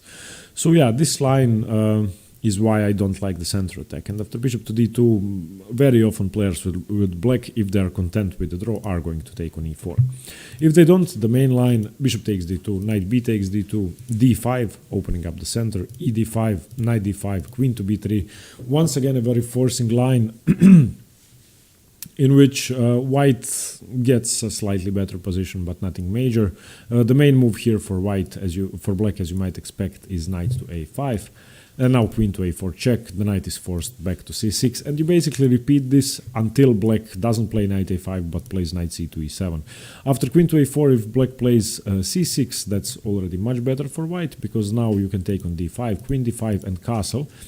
And white has more activity. After rook f to e1, you're threatening rook here. After rook to c1, you're threatening rook here, winning the knight.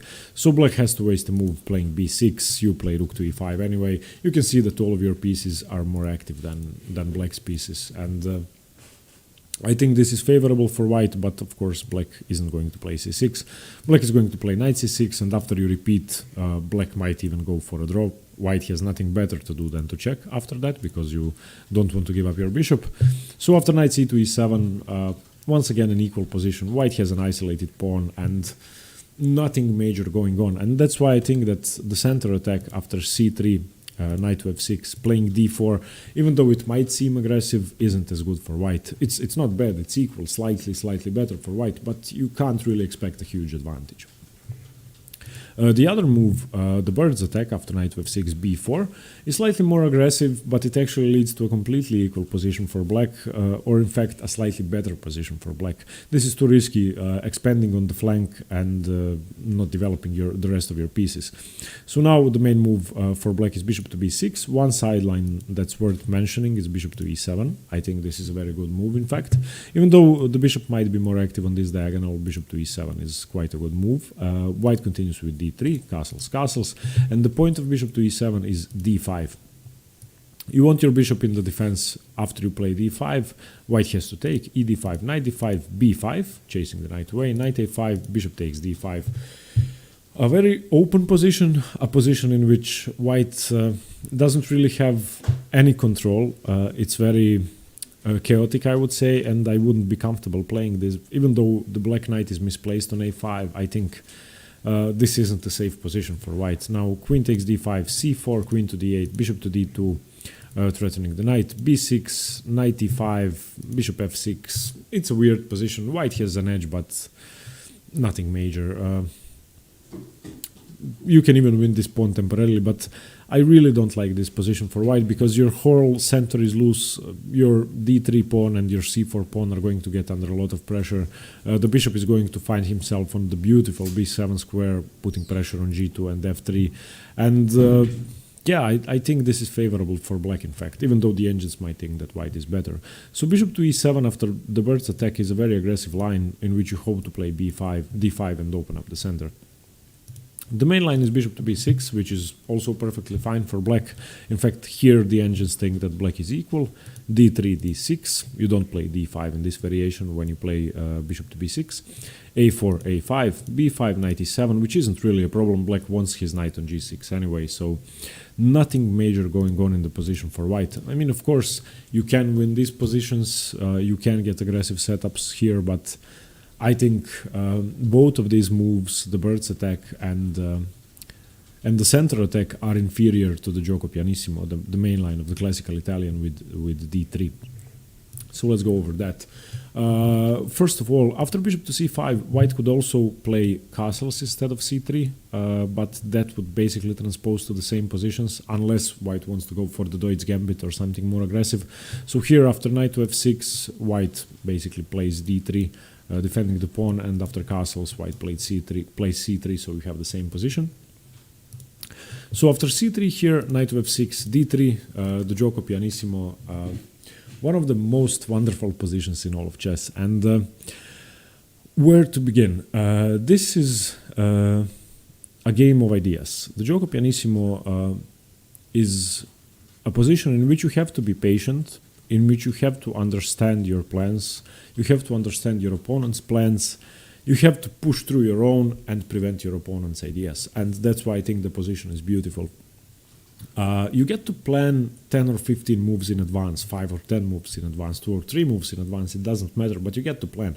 You have time, you can prepare an attack, you can prepare a pawn thrust, you can prepare putting pressure on a single pawn, on a single square, and that's why I think the position is beautiful. Now, from this position on, there are several move orders here for black. Black can continue with d6, which is the main move, black can continue with a6, with castles, several different moves, but they all lead to the same position and they all have the same ideas in mind. Now, as black, what you have to do? First of all, white is putting a lot of pressure on the e5 pawn, white is putting pressure on the f7 pawn. So this Italian bishop is putting pressure on the long diagonal, the knight is putting pressure on e5. So one of the moves that you want to play is d6, which defends the pawn, the e5 pawn. And another move we want to play is castles, just to put your king to safety and release the pressure of the f7 pawn. Now, the first problem is your e5 pawn. You can already see that white is able to play b4, b5. In some positions, the e5 pawn might be loose then. So that's why I want to play d6. Another thing is and that's one of the points of white c3, is that you as black in some positions want to play knight to a5, winning the bishop pair. If you can get rid of the Italian bishop, the gioco piano gets much less dangerous for black. But you can't play knight to a5 until your d6 pawn has been until you've played d6, because if knight to a5 here, then you can simply take the e5 pawn. So, okay, you want to play d6 to be able to play knight to a5 and defend your e5 pawn. The second thing is you want to castle. Now as white, sorry. You play c3, first of all, to get more pressure on the center and to strengthen your d4 pawn break. This is one of your main ideas. You want to play the move d4. d3 might seem like a waste of time, but it's actually a necessary evil during the process, before being able to play d4, because you have to keep the defense of the e4 pawn, you have to castle first, and you have to develop your pieces before playing d4. So that's one thing. Secondly, you play c3 not only to push d4, but to give your bishop an escape square. As I said, a very common plan is knight to a5, and if the e5 pawn isn't defended, then knight takes e5 is normal. However, if d6 has been played, then knight to a5 is a real threat. So one of the main moves in the Italian and one of the main ideas in the gioco piano is to get your bishop to b3 voluntarily before knight to a5 has been played, because after knight to a5, if you play bishop to b3, then knight takes b3. So you play bishop to b3 to make sure that when black plays knight to a5, you can put your bishop on c2. Now, the second benefit of that, not only you save your bishop, but the bishop on c2 actually defends the e4 pawn, which is commonly a target for black in the gioco piano, and black is often going to put a lot of pressure on the e4 pawn. So, okay, those are some basic ideas in the opening. This is what both sides want to achieve. Now, let's get deeper into that. So d6, as I said, you could play a6, you can continue with castles. It basically leads to the same position. Castles here for white. a6. Now the reason black plays a6 is that his bishop is a very strong piece. And as we said, d4 is one of white's main breaks, and black wants to be able to tuck his bishop away to safety, to a7, in anticipation of the d4 break. And black is often going to play a6, bishop a7, before white plays d4. So that's one thing. a6 is a very common move. Here, as we said, once the d6 pawn has been played and the e5 pawn is defended, knight to a5 becomes a threat. Now, it's not a real threat yet because the king hasn't castled yet, so you might get away with some tricks. But as a general rule, once the e5 pawn has been defended, play bishop to b3. And this might seem as a waste of tempo once again, but this bishop is your most important piece in the position, and you want to be able to bring it to safety if black attacks it. Okay, here black continues with bishop to a7, knight b to d2. Now, the knight maneuvers. The second part of white's plan, and you might consider the gioco piano as a three-stage plan for white. The first part of the plan, after c3, knight f6, d3, is to create an escape square for your bishop, support the d4 break, and then start developing your pieces, the second stage. After d6, the first developing move which you have to play is castles, get your king to safety. After a6, bishop to b3. The second stage is complete. You've just saved your bishop. You are ready to develop the rest of your minor pieces and get into the middle game. Now, how do you develop? Knight b to d2 is a very common maneuver in the Roy Lopez and in the gioco piano in the Italian game. Now, what this move does, sometimes you might put your knight on c4. That's sometimes an idea, but generally, what you want to do with this knight is after you've played rook to e1, you want to play knight to f1 and then either knight to g3, which is more common, or knight to e3, and then from these squares you are controlling f5. And you are controlling d5. The main attacking idea for this knight, for the knight which is on b1, is to get to f5. Remember this. Now, if you can comprehend this idea that you have to remaneuver each one of your pieces to a perfect square in order to create attacking possibilities in the Italian, then all of a sudden everything becomes possible. Now, this knight wants to get to f5. How do you do that? Knight to d2, knight to f1, knight to g3, knight to f5. This is your attacking idea. In the meanwhile, of course, black is going to make moves, but this is what you want to do. So your attacking plan is get your rook to e1, get your knight to d2 and to f1. The most common square for the dark squared bishop is e3.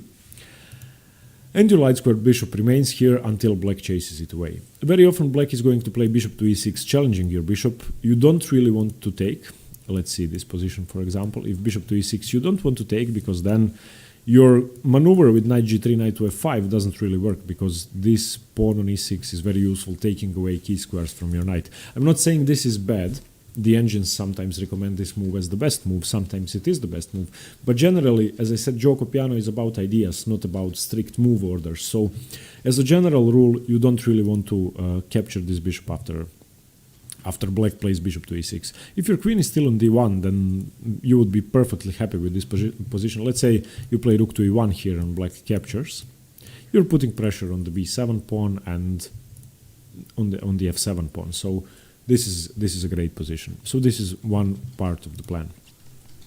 Okay, another branching of the moves after castles a6, as I said, bishop to b3 is the most common idea. The second most common move after a6 is the move a4. Now with the move a4, once again you are giving your bishop an escape square. So if knight to a5, then simply bishop to a2. Secondly, you are threatening to expand on the queen side.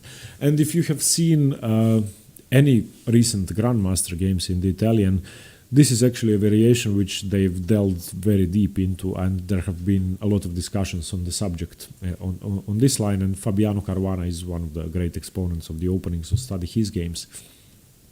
So the main branching of ideas in the gioco piano for white are either to play bishop to b3 or to play a4. I myself prefer the move bishop to b3 because I think that the positions are very comfortable for white. Okay, let's get a common position on the board. Bishop a7, knight b to d2, castles, h3. Now the move h3 can be played but isn't necessary. I myself prefer the move rook to e1 here, and that's slightly less common than h3. But the point of h3 is that you want to prevent the move bishop to g4. Now, once again, h3 is a move you want to play, and that's a move you are trying to play, in fact. So I think that bishop to g4 is a waste of time for black. And after bishop to g4 is played, you play h3 now, and if black plays bishop to h5, then your common plan of knight to f1, knight to g3 is going to dislodge the bishop anyway. And whether the bishop is on g6 or on c8, it's still controlling f5, and it can capture the knight on f5. So I really think this is a bad idea. So let's say black continues with knight to e7, you play knight to g3, and black has to retreat. Now, firstly, black has taken away the perfect square for his knight, because black also wants to control the key square f4 in his case, and the bishop is sort of staring at the wall of pawns, so I really think that bishop to g4 isn't such a good idea for black. It can be played, of course, but if you're not very skilled in utilizing this idea, then you might find yourself having a useless piece on g6. That's why I think that after knight b to d2 castles, h3 isn't really a necessity. You can play it, but I think rook to e1 is more precise. Here, black continues with h6, making Luft, preventing after this maneuver, as we said, white doing the same thing, playing bishop to g5, rook to e1, bishop to e6, and here, as I said, you can exchange, you don't have to exchange.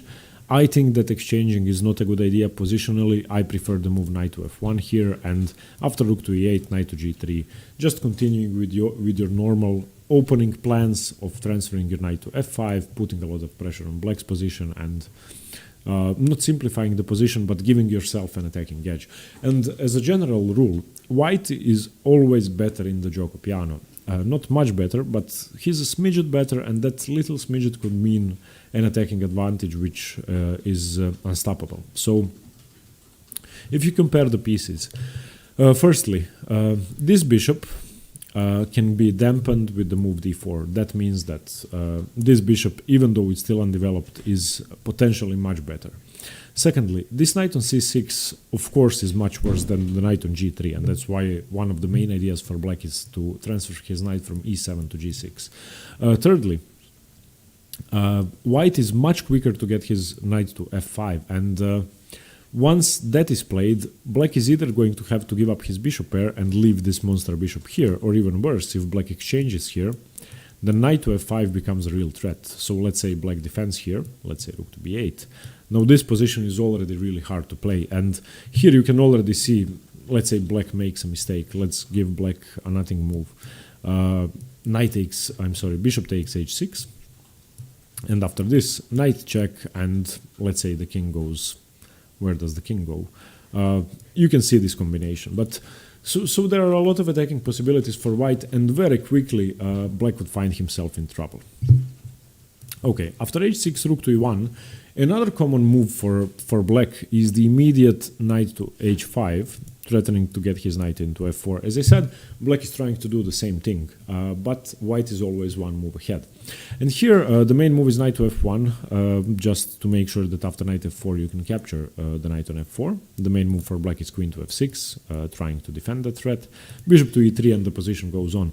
One thing you should be careful about is that once the black knight gets to h5, you might be tempted to play a tactical move such as knight to e5. It can work in some positions, but be very careful because it doesn't work most of the time.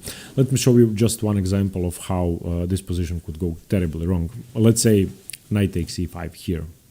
A simple move such as queen to h4, double attacking the f2 square.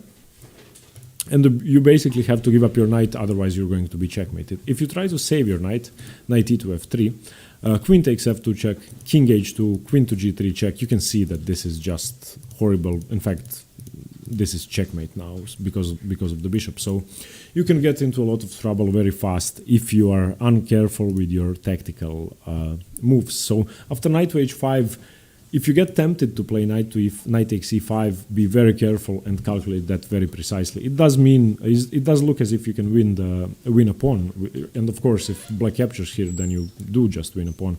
You don't, in fact, in this position because black can capture here, but in some positions you can. So this is one attacking plan which you have to be aware of, but be aware of that it doesn't work most of the time. Okay, so the best move after knight to h5 is knight to f1, queen f6, bishop e3, knight to f4, knight to g3, just ignoring this. Now black, of course, has attacking ideas of his own with some sacrifices here. and you have to be careful about those, especially in positions where black after knight to h5, let's say, plays a position such as with moves such as bishop to e6 and queen to d7, and then threatening a sacrifice here. So yeah, black has his threats, but white is generally faster. Okay, the main line, after rook to e1, bishop to e6, you just ignore that. Knight to f1, rook to e8, knight to g3 is a very comfortable position for white. Now, once again, let's go over the ideas. White wants to play d4. In some positions, probably here already, black can play the move d5, just trying to get more control in the center and open up the position to his own advantage. Here, of course, after takes, black has to be careful about losing the e5 pawn, but here it might work. So as white, you have to calculate on every single move in the middle game whether you can play d4 to your own advantage and whether black can play d5. The second thing is you have to try and get a position in which knight to f5 works. And it might not work here, but let's say after a move such as knight to h4 here, okay, let's give a move to black. The main move here is d5. After d5, the main move for white is queen to e2. The second best move after knight to g3 is bishop takes b3, and after queen takes b3, queen to d7. Just ignoring this because it's too risky to take. I believe that you actually lose your queen. Let's just calculate this.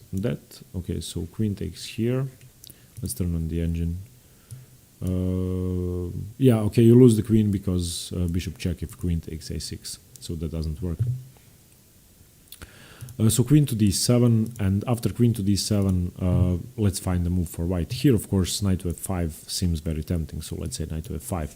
And once again, you can see that black is under a lot of pressure, and in some positions, black might find himself even less developed than here. Black often has problems developing his bishop from c8. Black often has problems positioning his queen, and white always seems to have more space. White always seems to have an attacking edge and more maneuvering possibilities.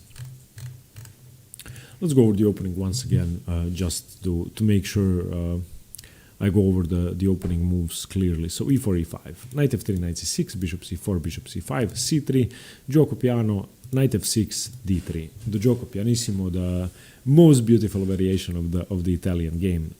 Here, as I said, the common plan for black: play d6, castle. Play a6 to make sure you can tuck your bishop away, because d4 is a much stronger threat. For white, you want to castle, you want to put your rook on e1, you want to make room for your bishop to come to c2 that you have done with c3 and d3.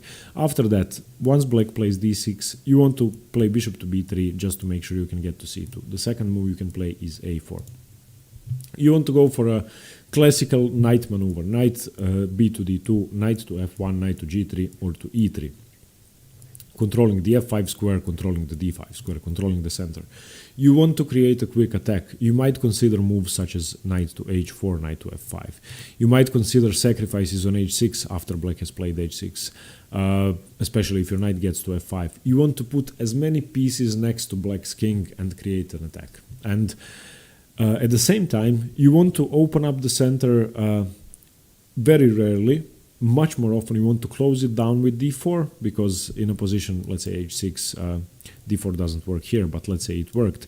You will often get a position like this where you have these two pawns, which you can then defend, which will prevent the black bishop on b6 or on a7 from being active, and you are going to play with one more active piece than black. This bishop is always going to be better than black's bishop if you manage to play d4.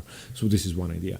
You have to make sure that you take away space from black one tiny bit at a time, and you have to make sure that you create an attack one tiny bit at a time.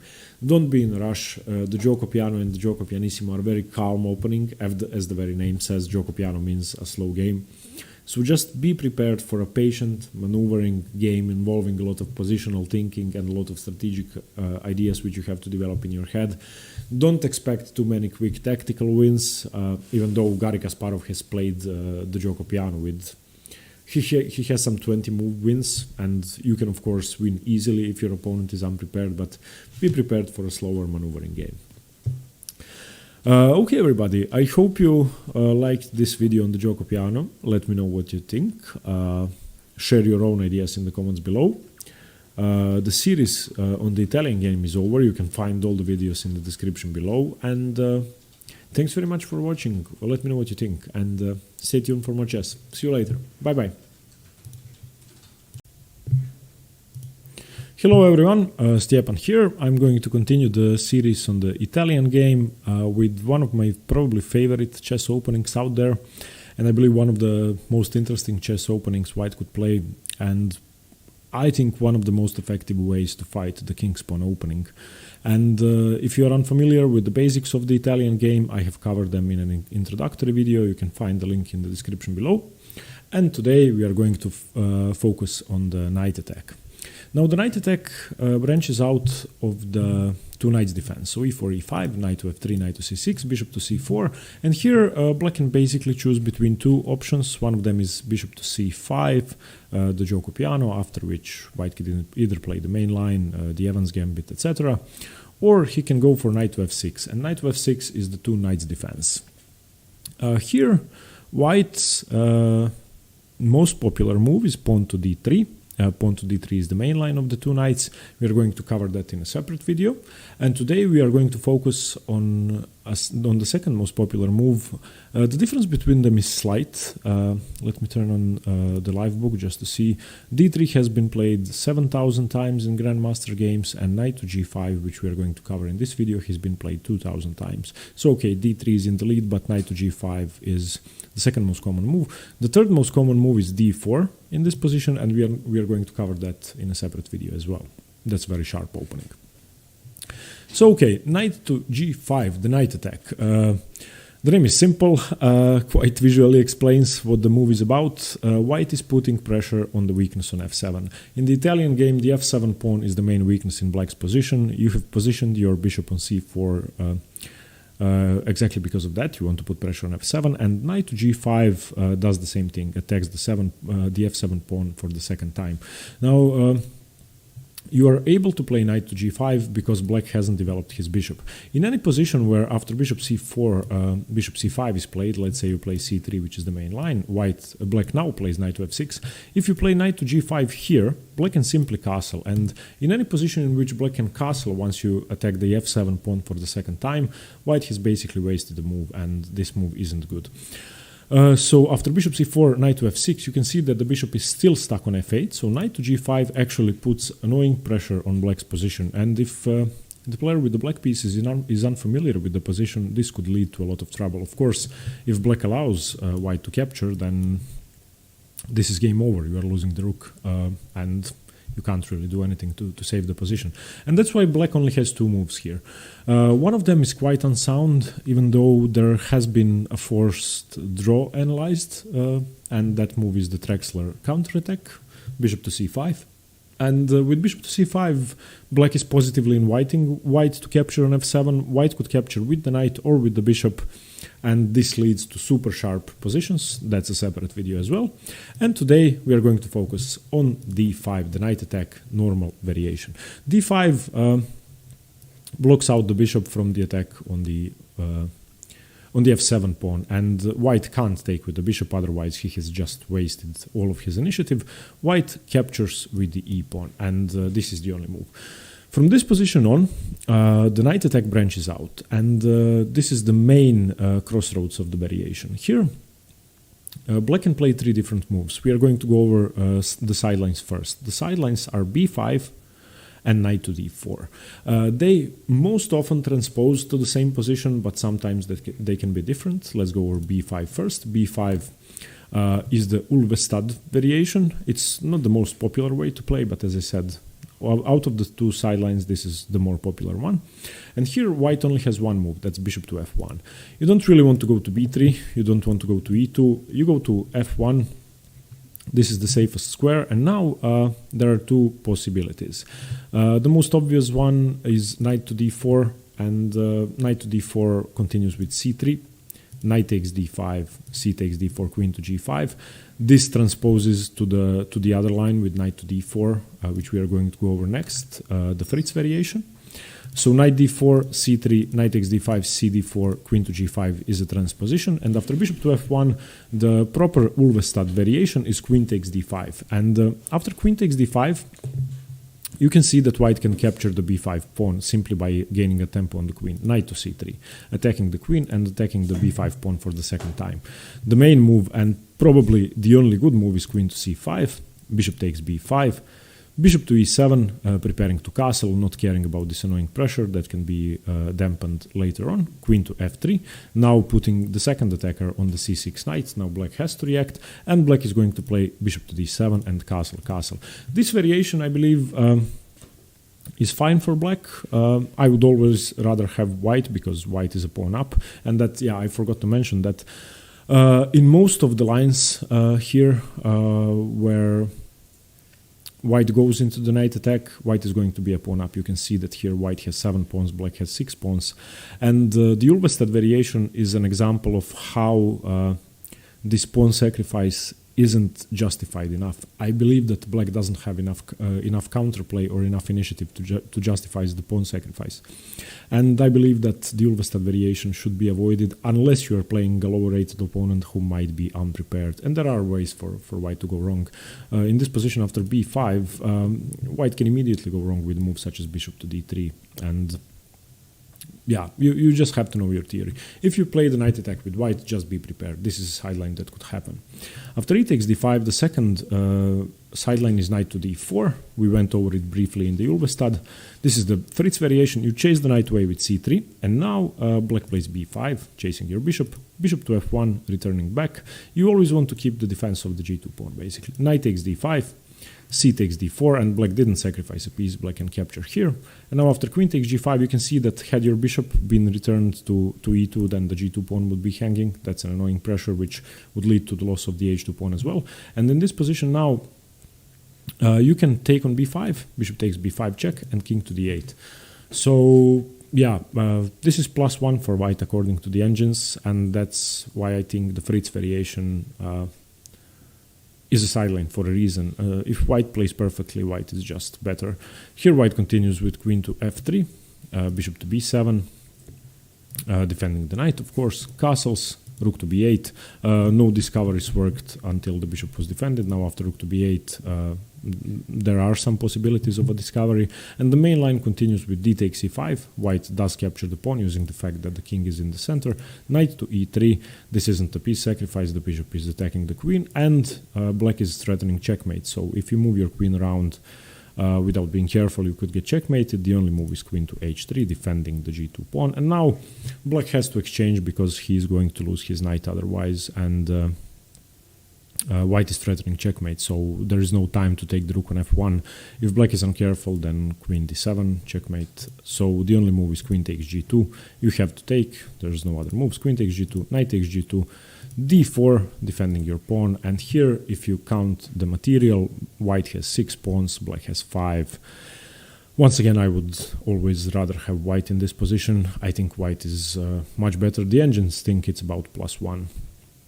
So these are the two sidelines, and after e takes d5, blocking out the bishop, once white captures, black can play b5 or knight to d4, but I would definitely suggest, if you play this position with the black pieces, that you go for the main line, which is knight to a5. And knight to a5 is the so-called Polerio defense, even though most people refer to this as the knight attack still, because this is by far the most popular move. And now we have a forced line. The white bishop is attacked, and there is a simple way to win a pawn. Bishop to b5 check. Bishop to b5 sort of forces the move c6, and now the line goes d takes c6, b takes c6, and here's where the position branches out. And after bishop to b5, if I turned on the live book, bishop to d7 isn't as popular because white can play the annoying move queen to e2, and queen to e2 defends the bishop and threatens the same thing. Basically, the difference is that the e4 pawn is hanging, the e5 pawn is hanging as well. So the best move here for black would be bishop to e7, and I believe that white stands much better. Once again, if you count the material, black has 7 pawns, white has 8 pawns, and white is a pawn up. That's why I think the move the move bishop to d7 shouldn't be played. After bishop to b5, play c6, accept the fact that you're a pawn down, don't develop white's queen to e2. So d takes c6, b takes c6. And now, in all of my tournament games until last December, I've played bishop to e2 in this position, which is the main move. And lately, I've switched to bishop to d3, which I now find to be the most comfortable continuation for white. It basically depends on your playstyle, and bishop to e2 is a very sharp line in which white has a significant lack in development. Black has two open bishops, the queen is active, and black is faster to castle. White is a pawn up, but he has to untangle. And the bishop to d3 line leads to positional games which are still uncomfortable for white, but easier to play. And the third move, is queen to f3. We're going to cover that first because that's the only sideline here. Bishop e2 and bishop to d3 are the two main moves. So queen to f3, this isn't a piece sacrifice, of course. Black can't take because the rook is hanging. And this move is supposed to give black an equal game. In fact, already here black has equalized, and black has two moves in this position, either rook to b8 or bishop to e7. We're going to go over both. Moving the knight, of course, loses. Taking the bishop loses. Returning the knight wastes too much time and hangs the c6 pawn. So rook to b8 attacking the bishop, or bishop to e7 trying to castle are the two main moves. Here, of course, after rook to b8 and after bishop to e7, white can capture the c6 pawn, but we are going to see what happens here. After rook to b8, bishop takes c6 really isn't good, and I'm going to turn on the engine just to show you why. Even though this is a perfectly natural move, bishop takes c6 here and knight takes c6, queen takes c6. This is slightly better for black, and white is really too far behind the development, and white can't really do anything to utilize on his advantage, and I believe that this move should be avoided. Even though you have won your second pawn, your queen is too unsafe in this position, and black is going to be better. So after rook to b8, the main move is bishop to d3, simply returning your bishop. You can also go to e2, and you basically want to stop any e4 breaks and any knight discoveries which, once the queen is here, are going to attack your g5 knight. So in the previous line I've just shown you, here knight to d7, now your knight is hanging and your queen is misplaced and you have to react. And after a move such as knight to f3, e4 is coming, f4 is coming, and black is just much faster in the attack. Bishop to b7 as well, and you are losing material. So okay, rook to b8, bishop d3, or bishop to e2. Bishop to d3 is just from visual standpoint better because you are putting more pressure on the e4 square, preventing the e4 break for black, which is a common idea. Black continues with bishop to e7, castles, b3, you want to develop your bishop here. Rook to b4 is one of the main moves, c4 blocking out the rook, h6, knight e4, knight takes e4, bishop takes e4, f5, and now bishop to c2. And this is what you can expect out of the queen to f3 sideline. This position is supposed to be equal. White is still a pawn up, as I said, but I'm not sure that white has enough pressure here. I'm actually not sure which side I would choose. If black isn't careful, of course, the misplaced knight and the blocked out rook are going to, decrease his chances of having a solid game. But if black does know the line, then white has actually given up a significant portion of his advantage. So I believe that the move queen to f3 should be kept in your repertoire as a powerful sideline, but be prepared for black equalizing the game, and I think you should stick with one of the two main moves, either bishop to e2 or bishop to d3. Let's go over bishop to d3. I think this is a very risky move to play in one hand, and on the other hand, it's probably the safest way to keep your pawn out of all the three options. Here, Black has one good move. One sideline is h6, chasing the knight to e4, and if black takes, white is fine. The main downside of bishop to d3 is that you can't play d3 and develop your dark square bishop. You have to waste the tempo here, which can in some positions come in handy because the rook is naturally developed on b8, so b3, bishop b2 is a natural move. But as I said, after h6, knight e4, if black takes, you are fine. Black is going to play knight to d5, preparing to play knight to f4, attacking your bishop. Here you castle, and if bishop to e7, which is the main line, white is, I think, much better. The engines give this as +1 or more. Let's see. Yeah, +1.3.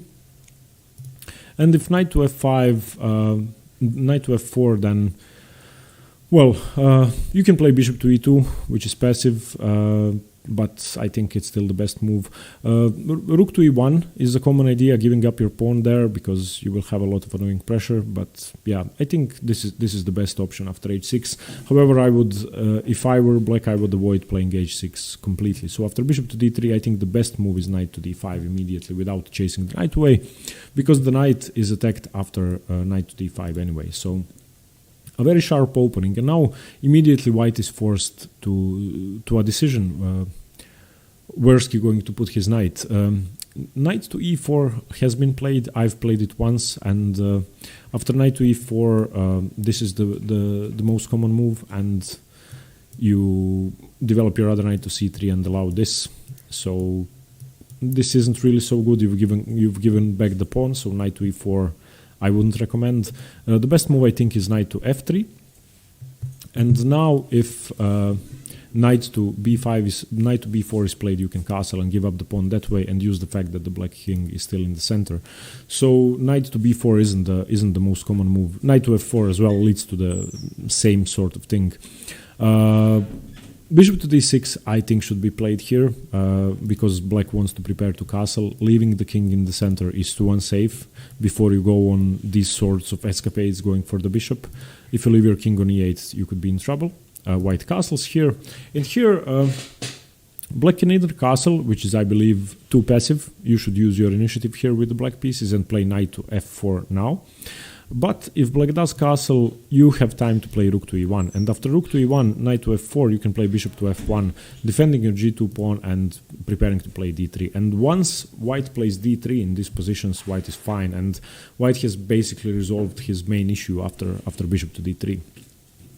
So after rook to e1, knight to f4 is basically pointless. Black continues with rook to e8. And now knight to c3, f5. And here the problem is that black is going to have three very strong central pawns, and if you've played the Tarrasch variation against the French defense, then you are familiar with this structure, and I've lost several games because of that. So the game continues: knight takes d5, c takes d5, bishop to b5, attacking the rook, and the best move is to exchange the bishops. Queen takes d7, d3, stopping the e4 break at least for a while. And white has 7 pawns, black has 6 pawns, but the position is equal because the central pawns are too strong, and both of black's rooks and the black queen are more active than any of white's pieces, and the knight is about to get harassed on f3. So I think that if black plays perfectly, white has a solid equal game, being a pawn up, but white has to be careful. Black basically has a risk-free game, and the only thing black has to avoid is exchanging pieces, because if any of the pieces get exchanged, the pressure dampens and reduces, and white's pawn advantage is going to be emphasized. On the other hand, if all the pieces remain on the board, if all the white pieces remain on the first rank, then white's pawn advantage is completely useless and black is going to be better. So I think the engine evaluation here is sort of irrelevant. You have to decide on your play style and would you prefer being a pawn up or not, because being a pawn up here is risky and it will take a lot of bravery and sharp play to maintain your pawn or not to get a slightly worse position, in fact. So yeah, I would recommend that after castles, which is slightly passive for black, If black does know what he's doing, this position could be fine. If you manage to achieve this with the black pieces, it's fine. But there's an even better move. After castles for white, instead of castles for black, I would recommend the move knight to f4, putting pressure on the d3 bishop. And now, since the rook hasn't been developed to e1 yet, the bishop basically has no moves. Moving the bishop to e2 is too passive and would allow the move e4, which would lead to a lot of trouble. You can't really play this because after e4 you are virtually lost and you are giving away too many weaknesses, and you are going to be in trouble. So don't allow that. So after knight to f4, you concede to having double pawns on the d file. You have an extra pawn anyway, so you play rook to e1. And the best move for black is to take, because if he doesn't, then bishop to f1. So now knight takes d3, c takes d3, and now castles. And I think that compared to the previous position we've seen with castles and rook to e1, I believe that this is favorable for black. I think this is better. The engines once again give the same evaluation, but I believe that this is more comfortable to play with the black pieces. Here black can either take the pawn or not. I think knight takes c5 is the best move, so capture the second pawn. And black shouldn't be afraid to give up his pawn. Knight takes c5 is actually, if you turn on the engine, it's equal or slightly better for black. So after the move c5, knight c3, bishop b7, knight f3, this is better for black, but you're 2 pawns up and you're playing a human being, and if black doesn't seize his initiative immediately, you're going to be better. So I like playing this with the white pieces, and I've actually had some great games from this position, and I think not too many players with the black pieces are going to be able to use this advantage. And to humans, it's not that obvious how to use it. So yeah, this is what happens after the move bishop to d3. So after, let's go over the opening once again, just so you don't mess up the lines. So knight to g5, d5, the main move, e d5, knight to a5, the Palerio defends the main line. Now bishop to b5 check, c6, don't play bishop to d7 here, it's too slow because of queen to e2. So c6, d takes, b takes, and we've just been going over the counterintuitive move bishop to d3, which blocks out the d pawn and renders you unable to develop your dark squared bishop. The main move, knight to d5, play that with the black pieces, knight f3, don't play knight to e4, bishop d6 castles, and now the move knight to f4, putting pressure on the d3 bishop. Rook e1, you can't defend because e4 is coming, knight takes d3, c takes d3 castles, knight e5. Take the pawn, concede to being slightly worse, and have 2 extra pawns. I think this is a great variation for white, and as I said, I've started playing this recently. I've switched over to bishop to d3 completely instead of bishop to e2, which I've been playing for the last 2 years. And we are going to go over that now. So dc6, bc6, not bishop to d3, which we just went over, but bishop to e2. And I believe that this is considered to be the main line. I think this is slightly more popular than bishop to d3. And as opposed to bishop to d3, this is a sharper position. It's much easier for black to justify his lead in development. And it's already slightly better for black. This is minus 0.3, so slightly better for black. But white has an easier time developing, and black has to be much more precise in the bishop to e2 line, because if black gives white an extra move, if black slows down for just one move, then white can develop normally, castle, and have a safe game just being a pawn up. And the other thing, along with being a pawn up, black's pawn structure is horrible. So black does have a lead in development, both the bishops are open and 2 knights are already out, the queen is more active, but this pawn structure is just lost in any endgame. So okay, the first few moves of bishop to e2 are forced. h6, chasing the knight away. Knight to f3, chasing the knight away once more. This is a very common plan. e4, and now knight to e5. And this doesn't lose a piece because of the en passant rule. And the main line is bishop to d6. You can also play queen to d4 or bishop to c5. Let's go over the sidelines first. Queen to d4 is the sharpest sideline, and this is what I'm most afraid of, and this is why I've switched to bishop to d3. Now, it might seem as if you're losing a piece, but as I said, because of en passant you're not, so you play f4. And now, if black captures, then you're fine. let's say black captures here and here. You're fine. The queen is going to have to move. You're going to play d4 and castle. So let's say the queen moves d4. This is winning for white, and white has solved all of his problems. However, after queen to d4, f4, black doesn't have to take. Black plays bishop to c5, threatening checkmate, and you have only one move. You have to play rook to f1. After rook to f1, white is slightly better, but it's going to be really hard to castle, and I don't like this variation for white. I just find it really hard to play, especially against stronger opponents who are tactically better than I am. However, the position is fine, so if you want to play it, play it. I still play it sometimes.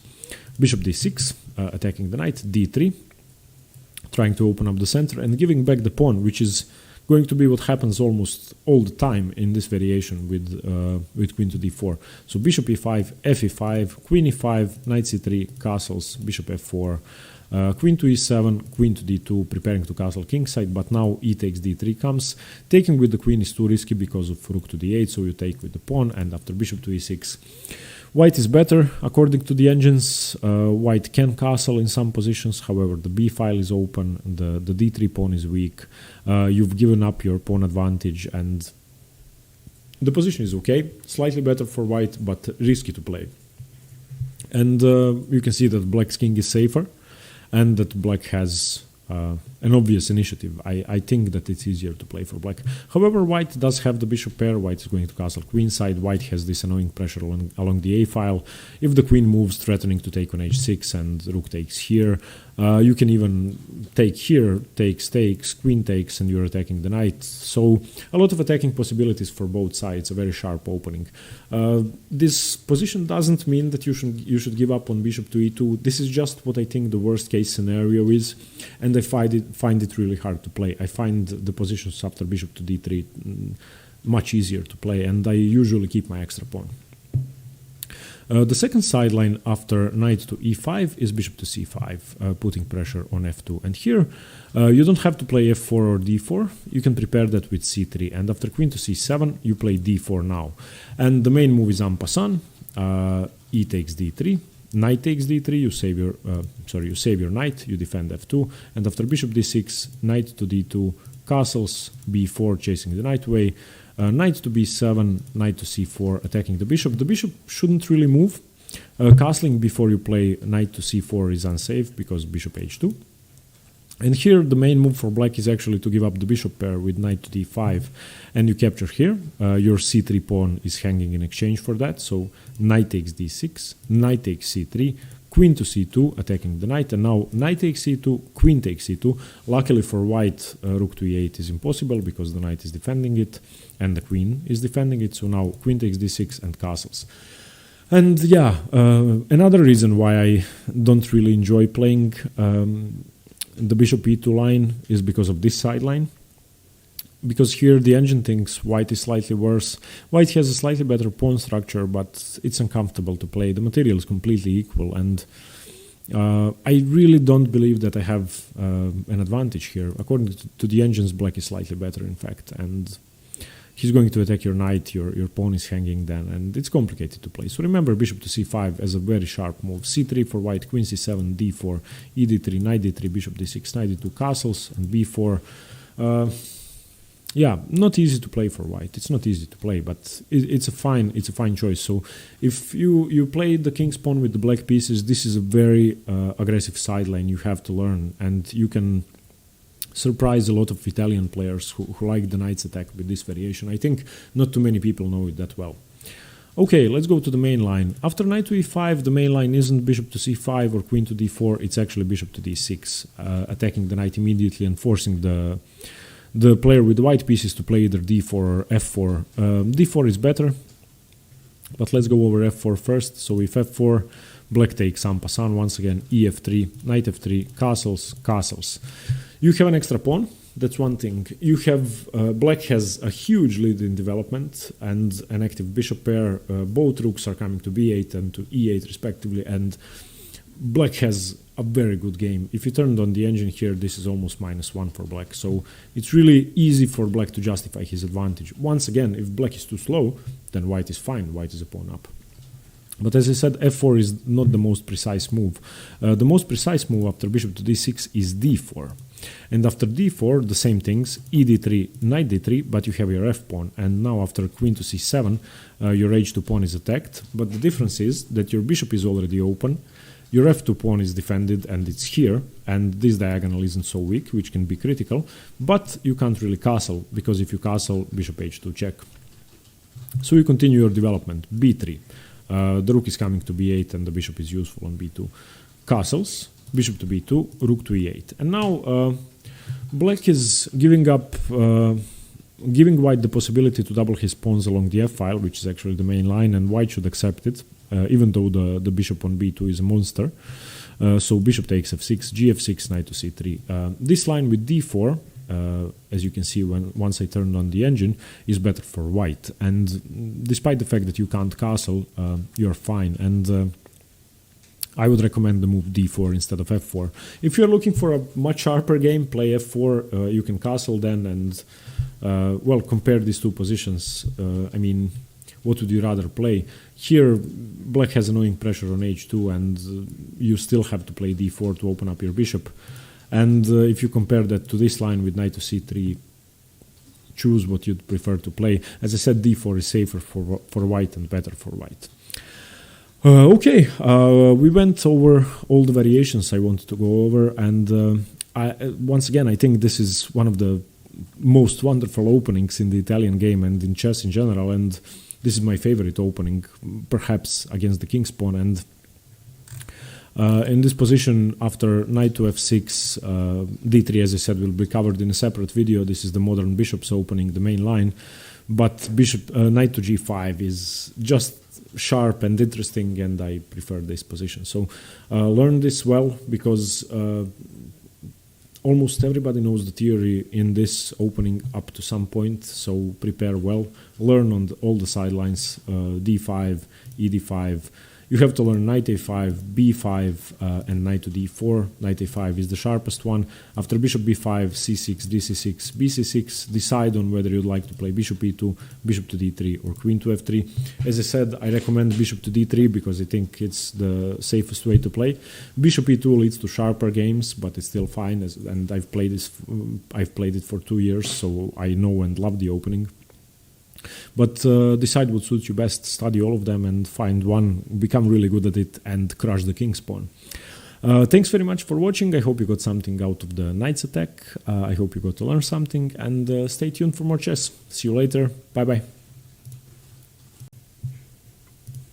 Hello everyone, Stjepan here. I'll continue the series on the Italian game with the Evans Gambit. And the Evans Gambit is perhaps one of the most popular variations in the Italian, even though it's not the best way for white to play, but still I believe it remains one of the most dangerous weapons for white to have in his repertoire against the king's pawn. And surprisingly, too many players who play the king's pawn against e4 are not well prepared for the Evans, and even Viswanathan Anand wasn't well prepared, and he faced Kasparov in '95, which is the most famous game in the Evans Gambit, and he lost.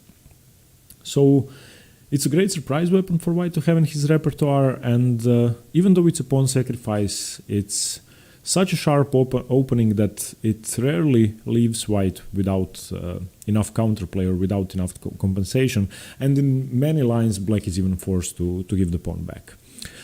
I have linked the introductory video to the Italian game in the description below. If you are unfamiliar with the opening, or if you haven't seen it already, do check it out before you continue to watch this video, just to make sure that you have a brief understanding of the general ideas in the opening. And today we are focusing on the Evans. So let's get into the opening. After e4, e5, the king's pawn opening, knight to f3, knight to c6, bishop to c4, the Italian. The Evans Gambit continues after black plays bishop to c5, the gioco piano. He doesn't play knight to f6, the two knights defense, but the gioco piano. And in the gioco piano, the main moves are either c3, d3, or castles, which are all normal. We are going to go through all of them in separate videos. And the Evans Gambit starts after pawn to b4. And pawn to b4 is obviously pawn sacrifice, and white is giving up his flank pawn. Now what's he giving it up for? Let's talk about the general ideas in the opening first. The bishop on c5 is the most useful piece black has in the game right now, same as white's bishop on c4. The same idea wouldn't work in reverse because of the knight positions, and black doesn't have a knight on f6, white does have a knight on f3, which is a perfectly fine defensive piece, which means that white is one move closer to castling as opposed to black, who is yet to develop his knight before he's able to castle. That's why black can't have played the move b5 on the previous move. So okay, b4 is forcing the bishop to move from its most active diagonal, either to move from the diagonal or just to accept the fact that white has just gained some space on the queen side. I'm sorry. Now let's get one move out of the way first. One move that's never played, and I'm going to turn the engine on for this, is knight takes.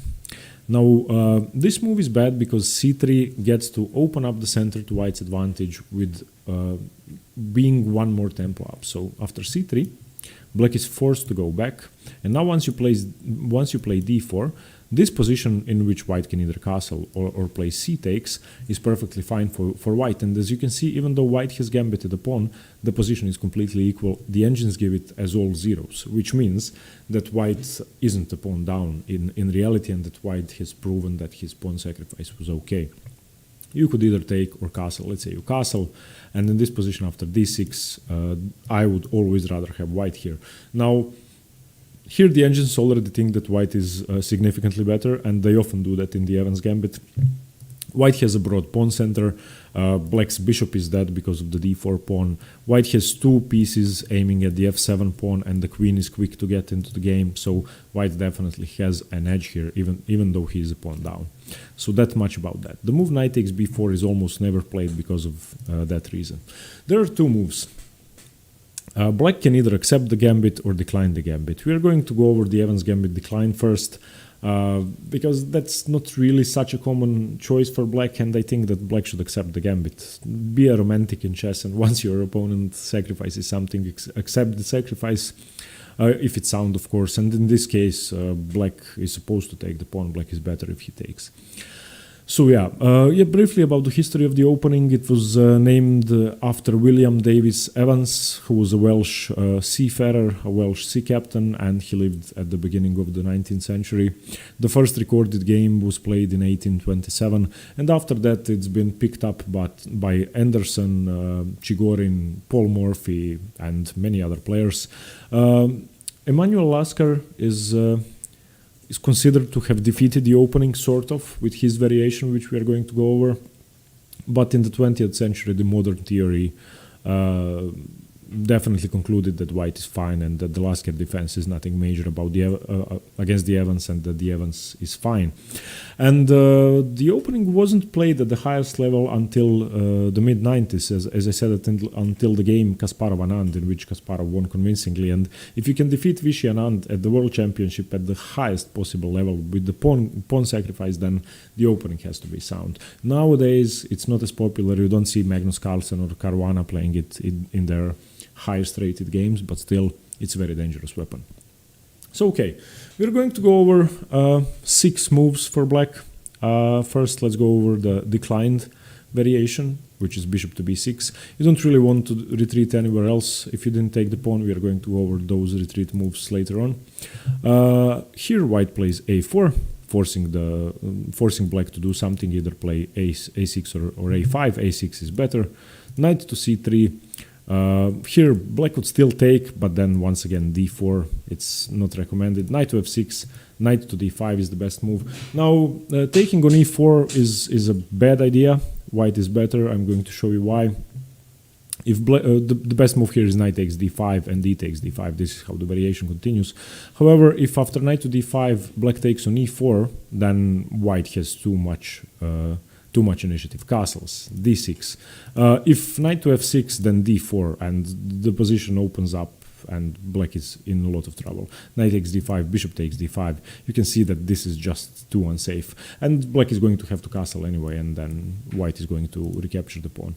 And if after d6 which is the best move. White continues with d3 and knight to f6, then black is still just busted, almost busted here. So taking on e4 is never a good idea. Instead, after knight to d5, you take on d5, e takes d5, knight to d4, a5. This is how the position could continue. After a5, bishop to a7, white has a slight edge. White hasn't sacrificed the pawn or anything. The material situation is equal. Both sides have 8 pawns. I would argue that white is just better here, and I would always rather have white. d6 is the main move here.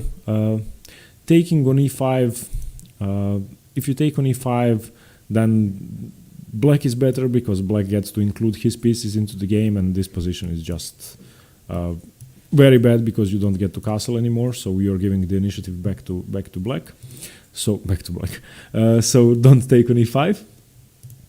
After bishop to a7, d6 is the best move, and you're trying to disrupt black's development, and once you double his pawns on the d6 square, which does happen, which is the best move, and after c3, white stands better. So this is, I don't want to go any further into the declined Evans gambit, because I don't think you are going to encounter that as often, and as I said, white is perfectly fine. The fact that white has expanded on the queen side and black hasn't accepted the pawn sacrifice, at least from a human perspective, should put white in the driver's seat, and white should be fine. So that's that much about that. Let's go over the first variation in the accepted Evans gambit. So e4, e5, knight f3, knight c6, bishop c4, bishop c5, b4. The accepted Evans gambit starts after bishop takes b4, of course, and white is forced to play c3. You want to play d4, you want to gain space, so c3 is a must-play move, and you always play that in every variation. After bishop b4, you play c3. Now black has 5 responses: bishop to a5, bishop to c5, bishop to d6, bishop to e7, and bishop to f8. Basically, any square that's available for the bishop is a variation, and some of them branch out into even more. Whoever is challenging me, I'm sorry, I have to decline. Sorry, I don't normally do that except when I'm recording, just so you know why I'm declining. So yeah, after c3 we are going to go over the first variation, which is bishop to f8. That's the Maillet defense, and this is the least popular move, even though it's visually probably logical and you don't want to retreat your bishop all the way back in order to have to develop it once again. It's a perfectly sound variation. It hasn't been played on the highest level, but if you play e5, this might be a great way to surprise your opponents. So bishop to f8. White continues with d4, and this line is fairly straightforward. Black plays knight to a5, forcing the bishop away from c4, and in most cases when knight to a5 is played, you are going to retreat your bishop to e2. You want to prevent this spin, which could happen in a lot of cases after d6, which is black's most natural move. Here you gain a tempo basically, and you provoke the move c6 with queen to a4 check. And now, of course, knight c6 doesn't work, it loses a piece, so after queen to a4, black has to play c6. And the point of that is that after d takes e5, d takes e5, knight takes e5, your queen is defending the e4 pawn. Whereas if it were still on d1, then firstly black would exchange it, and secondly the e4 pawn is undefended. So after a move such as queen to c7, or queen to e7, the e4 pawn is defended, and once the knight moves to f3, let's say the queen had developed to e7, now the pawn is protected. So this is the start of the Maillet defense, Maillet variation of the Evans gambit, and here white is supposed to have a slight edge, nothing major, a lead in development, and a fine position. After bishop c5 for black, castles, knight to e7, and you can see that the bishop went to c5, so whether it was on e7 or on f8, it would still want to go to c5, so I'm not sure that bishop f8 is a waste of time. In fact, the theory has proven that it isn't, and that the position is fine for black. The engines give this as plus 0.3 for white, so despite being a pawn down, I'm sorry, white isn't a pawn down anymore. Despite being a pawn down, white managed to regain the pawn and have a slight edge, so it's a fine position. As I said, black is going to be forced to give up a pawn in many variations of the Evans gambit, so this is natural. The variation continues with knight to d4, castles, bishop e3, normal development, bishop b6, knight to d2, defending the e4 pawn, f5, e takes f5, knight takes f5, knight takes f5, and bishop takes f5.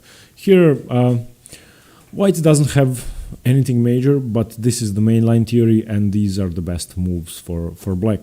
In the process, black is going to be making a lot of mistakes once you're playing against a human. So the Evans Gambit, if black goes for the Maillet variation, is scary for black, and I'm not sure it's scary for white. That's why I like the Evans Gambit. You're never really in trouble. You can play too slowly, and you can lose your initiative. You can basically end up in an ending being a pawn down, which is bad, of course, but that's the worst thing that could happen.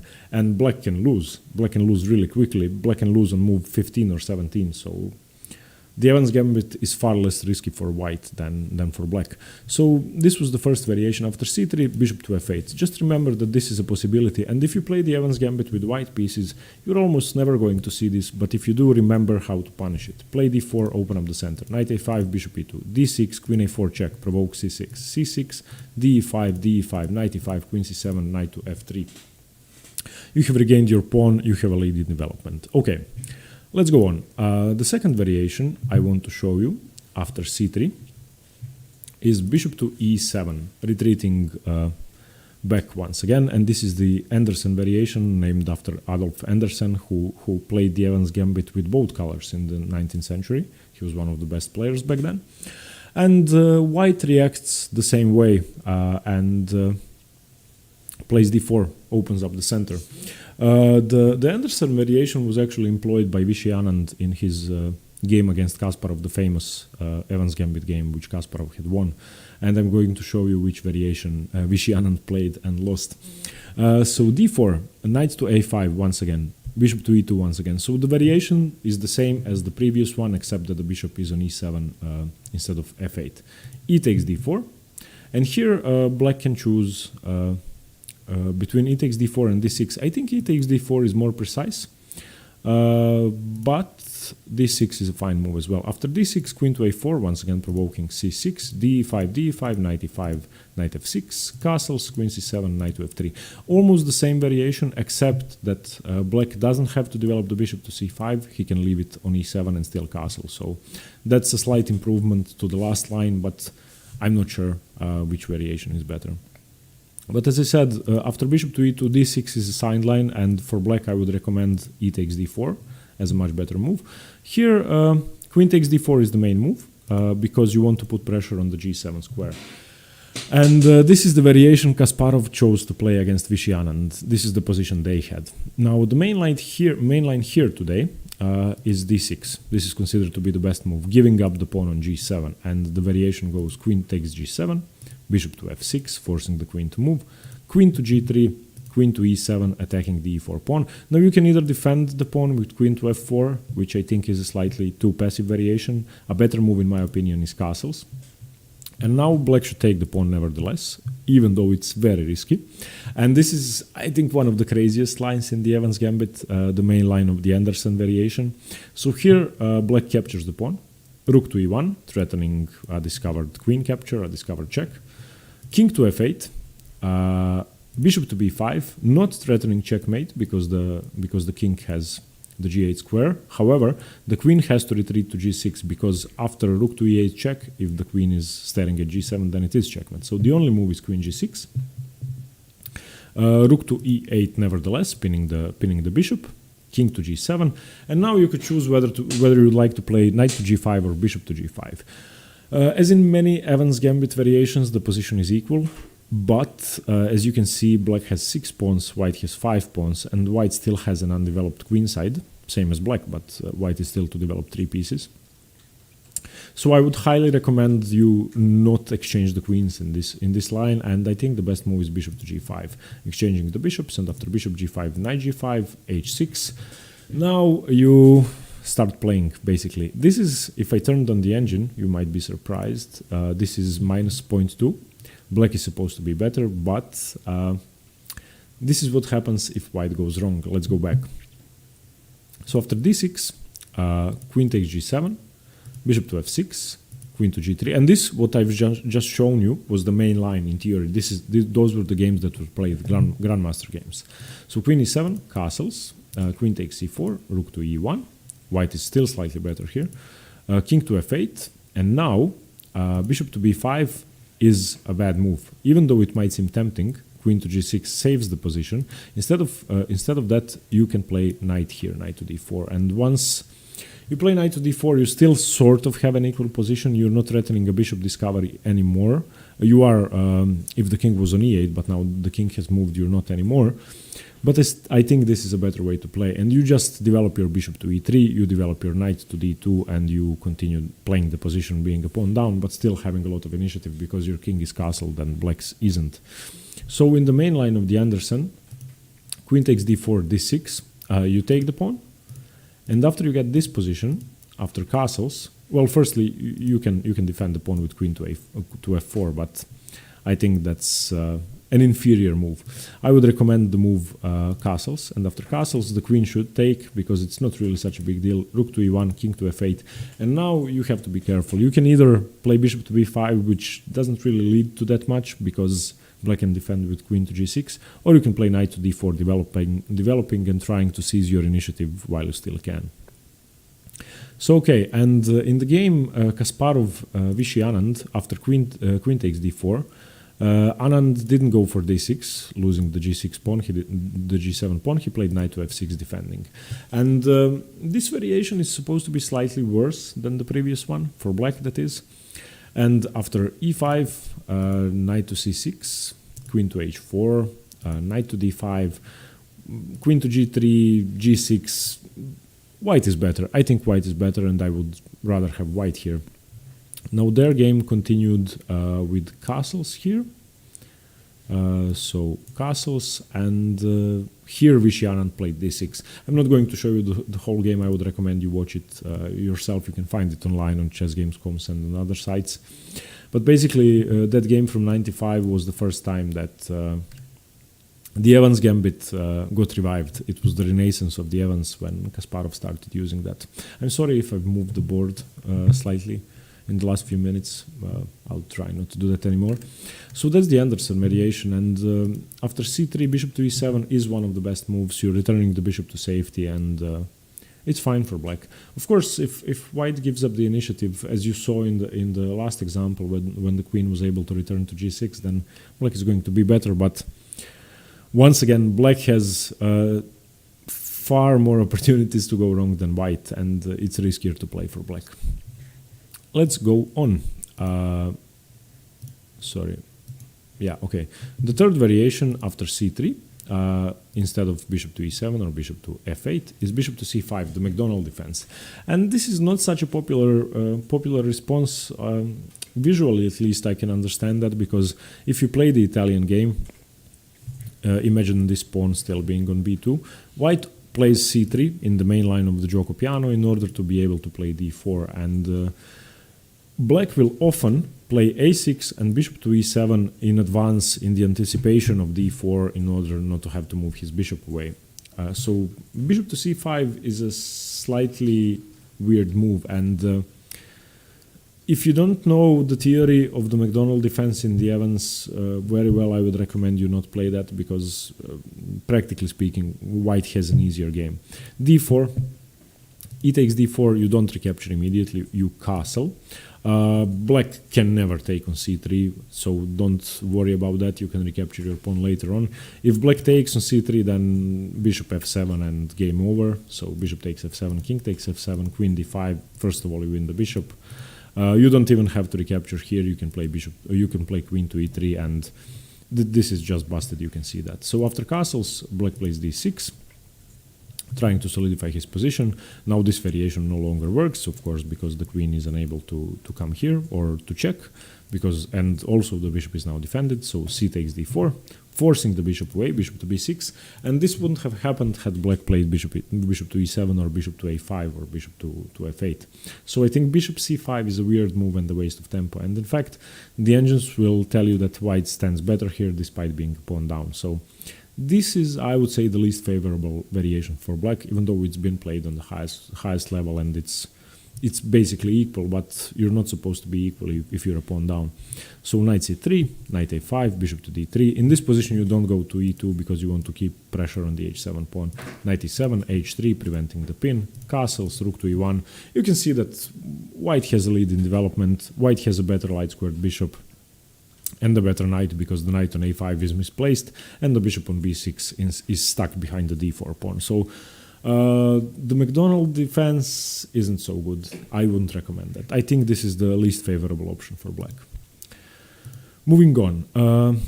After bishop takes b4, c3, another popular move is the stoneware variation or the stoneware defense with bishop to d6, which once again, at least visually, seems counterintuitive. You can't play d6. You're going to have to play b6, bishop to b7 in order to develop your light squared bishop. So once again, if you don't know the theory of the stoneware very well and far in depth, I would recommend you play something simpler, such as bishop to a5 or bishop to e7, because it might be hard to untangle. And we are going to go over a similar variation for white in the knight attack, when after knight to a5, bishop to b5 check, c6, d takes c6, b takes c6, white plays bishop to d3 and blocks his own dark squared bishop being unable to play d3. We are going to go into that in a separate video, but this just reminds me of the variation. Here, after bishop to d6, white continues with d4, knight f6, putting pressure on the e4 pawn, and white castles. Taking on e4 isn't good for black. The best move is castles. If after castles black takes on e4, then d takes e5, and white is, if I turned on the engine, I think white is winning already, plus 1.5, yes. Okay, so either knight takes e5 or bishop takes e5, let's say knight takes, yeah, bishop takes, and you're threatening the bishop, so that's one thing, and you win the piece back, or you win a piece, and this is busted. And if after d takes e5, bishop takes e5, then knight takes e5, knight takes e5. This now doesn't really work because black can take, but you play queen to d5, nevertheless, because you win one of the knights. You can also play queen to d4, and if knight takes c4, you get to win both knights. So knight c4, queen e4, queen e7, queen c4, and this is busted. So after castles, black can never really take on e4, so don't be worried about that. So after castles, black should castle, and now you sort of have a safer game. The only difference is that black has 8 pawns, white has 7, but still I believe that white has more than enough compensation. The engines believe that it's equal. I think white is slightly better, but in time, if white doesn't manage to materialize on his advantage, then he's going to be worse. So rook to e1, defending the e4 pawn. Not defending your pawn now would actually be good for black. Black to capture because the king has castled h6, preventing the pin. Knight b to d2, normal development. Rook to e8, queen to b3, putting pressure on the f7 pawn now that the rook has moved. Queen to e7, and bishop to d3. You don't want to allow knight to a5. And after knight a5, which now doesn't fork queen and bishop, you play queen to c2. And it might seem as if white doesn't have that much in the position, but I think white has far more active pieces than black. And the main move for the light squared bishop in black's position is b6, and after rook b1, bishop to b7, it's equal. I'm not sure which side I would like to play, but yeah, it's perfectly playable for both sides. And bishop to d6, if black does know how to employ it, the stoneware variation can be fine. And it could be a very solid way to fight the Evans Gambit, because I'm not sure many Evans Gambit players are used to playing against the light squared bishop on b7. So this might actually be one of the best options against the Evans. And I think if I played e5 myself, I would choose this.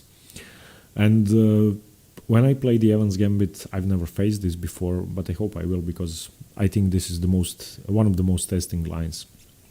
So yeah, a normal position, white has normal attacking plans.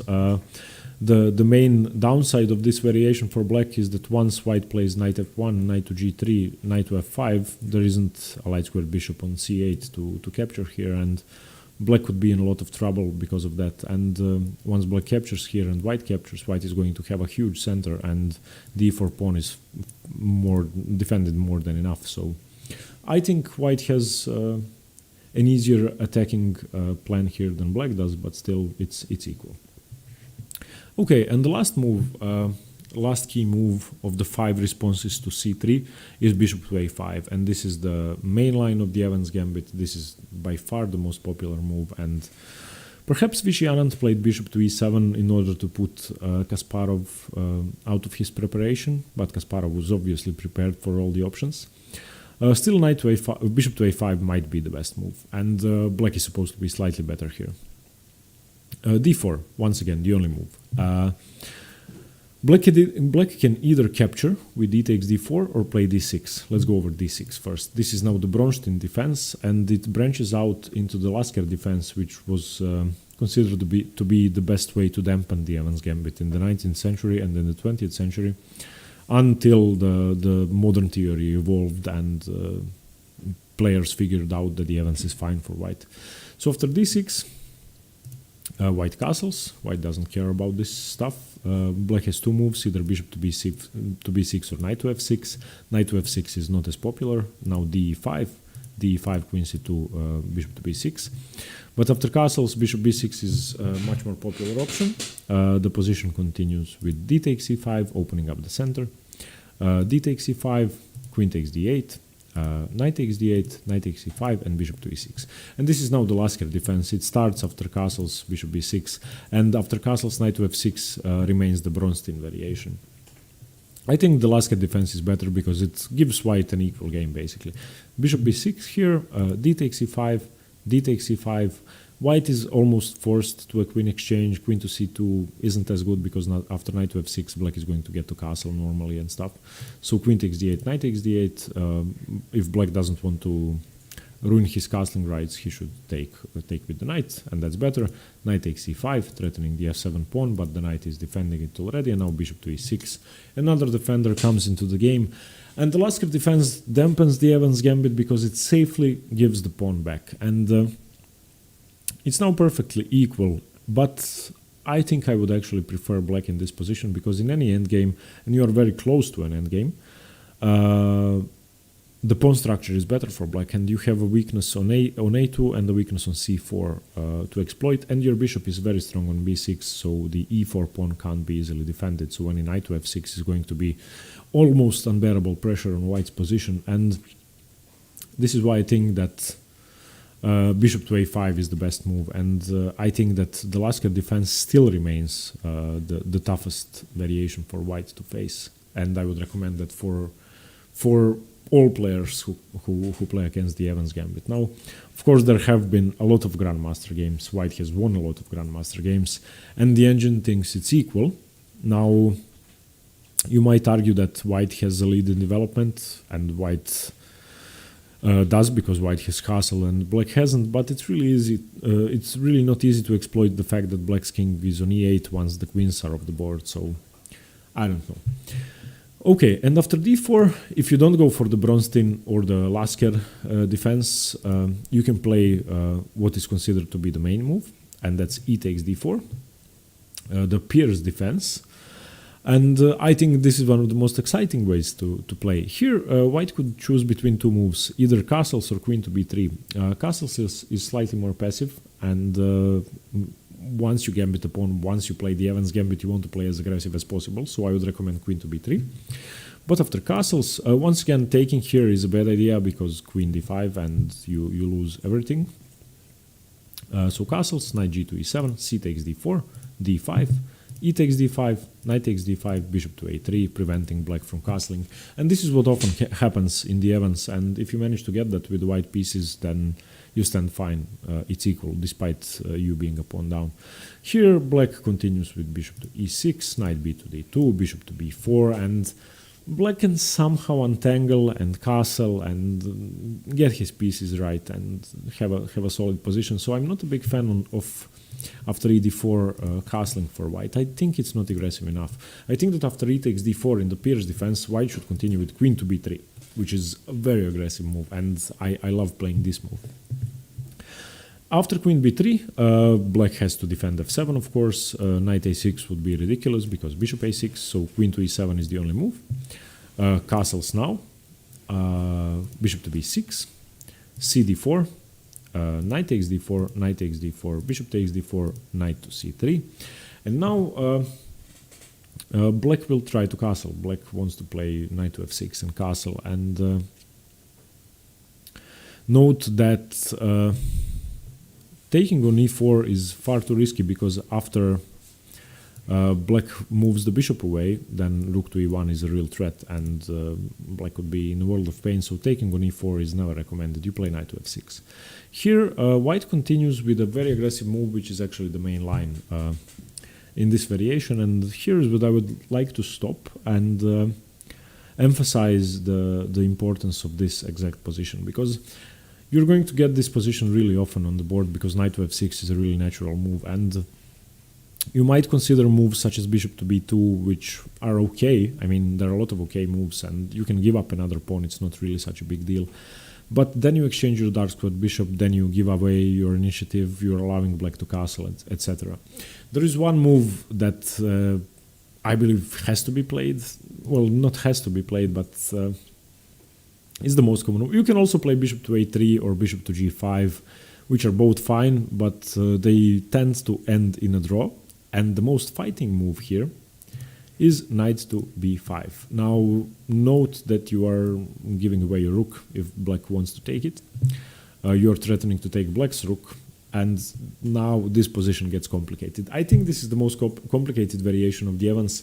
Even though the whole opening is aggressive, this is the only line where sharp tactics actually get to be employed on almost every move.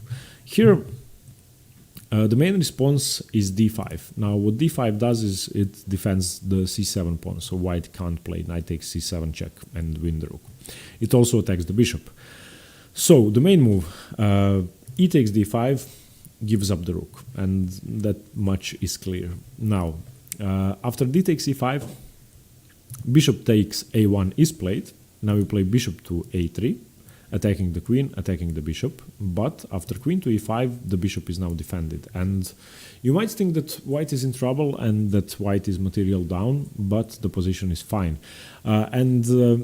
I'm not sure what you think, but I would rather have any of these three pieces than either of these two rooks that are passive on h8 and on a8. So if I turned on the engine, this is equal. Okay, you can see the evaluation bar here. It's equal, slightly better for black. The position continues with f4, trying to dislodge the queen, but bishop to d4 check, saving the bishop. King to h1, you don't want to capture with your knight here. King to h1, and now queen to e3, trying to exchange off the queens. And now the best move for white, believe it or not, is to accept the queen trade. Declining a queen trade isn't really possible. You play knight takes d4. And let's discuss two possibilities. One is queen takes b3, one is queen takes d4. Queen takes d4 shouldn't really be played. Okay, let's see that. Queen takes d4, rook e1 check, knight to e4 and queen to b4, threatening mate.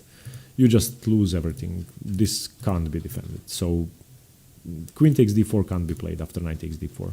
Black basically has to trade the queens off. So we play queen takes b3. Rook e1 check. King to d8, and note that your bishop is hanging, of course, and that black's queen is hanging, so white has to capture, and black has to either recapture the queen or keep giving checks. So bishop e7 check, king to d7, and now knight takes b3. And yeah, if you think about this position, white is an exchange down. That much is clear. White has two bishops and the knight and the rook. Black has two rooks, bishop and knight. The pawn situation is equal.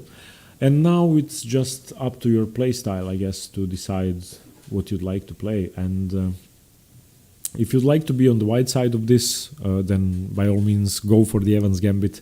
If you're unprepared to enter this position, then never play the Evans Gambit, because this is the main line and this is most likely to happen in your games. And of course, as white, you have to seize the initiative here. You have to get something going really fast, because if you allow black to untangle and to develop his rooks, you are just going to be worse. Okay, this is what I wanted to talk about. These were the moves I wanted to show. We went over 5 main responses to the accepted Evans Gambit, and we went over the Evans Gambit declined. I hope the positions were clear enough. Any questions, please do post them in the comments below. I hope you liked the video. I hope you got to learn something about the Evans Gambit. And I hope you will play it, because it's a very fun opening and it's a solid opening. I mean, it's not as solid as the normal Gioco Piano playing c3 and stuff, but you could win some games even against higher rated opponents with this. Okay, thanks very much for watching. See you tomorrow or the day after tomorrow with more Italian game videos, and stay tuned for more chess. Bye bye. Hello everyone, Stjepan here. I'll continue the series on the Italian game with one of the more passive ways for white to fight black in the Italian, and an alternative to the knight's attack, which we've been over in the last couple of videos. So in the last videos we were on these positions, so e4, e5, knight with 3, knight c6, bishop to c4 the Italian. We've been looking at knight to f6, and then the move knight to g5, the knight attack. And after knight to g5 we've looked at the main lines with d5, e takes d5, and then either knight to a5, knight to d4 or b5, which are fine. We've looked at the fried liver with knight takes d5, knight takes f7, and we've also looked after knight to g5 the move bishop to c5, which is the Traxler counterattack. And all of these variations, or perhaps maybe for the Traxler, are fine for black. Now we are going to look at an alternative for white. So white basically has two moves in this position. One of them is knight to g5, so the knight attack, and the other one is d3, the modern bishop's opening. And even though d3 is more popular and it's been played more often than knight to g5, I believe that knight to g5 is more aggressive, and if you want to push for the biggest advantage possible, that would be my suggested weapon of choice. However, in Grandmaster games, d3 seems to be the more popular move, so you decide. d3 will usually lead to more positional games, maneuvering games, slower games, and knight to g5 will often lead, as you could have seen in the previous videos, to explosive attacking chess and tactical games. Now after d3, black has four different possibilities. Four moves have been played. By far the two most popular moves are bishop to e7 or bishop to c5, and the two sidelines, of which h6 is the more popular one, are h6 and d5. And one thing I would like to emphasize first I would like to go over the move bishop to c5.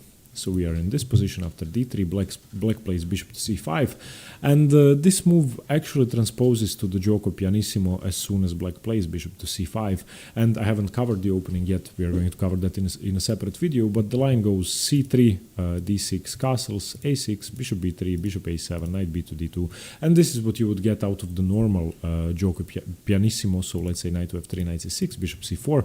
The normal way to enter this position is bishop to c5, c3, knight to f6, d3, and now d6, castles. So this is how we would normally enter the position. And here after d3, bishop to c5, you basically transpose. So if you play this position with the black pieces and you've perhaps expected your opponent to play knight to g5 and you played knight to f6 because of that, if your opponent doesn't play knight to g5, he plays d3 instead, you can still avoid all the mainline theory in the modern bishop's opening with the move bishop to c5 and enter the gioco pianissimo instead. But as I said, this will not be in the video because it's not the same opening. This is going to be covered separately. So that's what I wanted to say about bishop to c5. Even though it's the second most popular move, it basically transposes to another opening. So this is a great way to avoid the modern bishop's opening if you were expecting knight to g5 and not d3. Okay, now the two sidelines after pawn to d3 are h6 and d5. Let's go over h6 first, which I think is the least favorable option for black. So e4, e5, knight f3, knight c6, bishop to c4, knight to f6, d3, and now h6. And h6, you could argue whether it's a waste of time or not. It's preventing knight to g5, it's preventing bishop to g5, that much is clear. On the other hand, black definitely has several more useful moves, for example developing the bishop, which is what the two main moves are. And h6 I would say is the least favorable option because it doesn't really do that much. Now, what are the plans here? White castles here. And black plays d6. This is the main line. The second move, which I think is playable, is bishop to c5, getting your bishop out of the pawn chain first.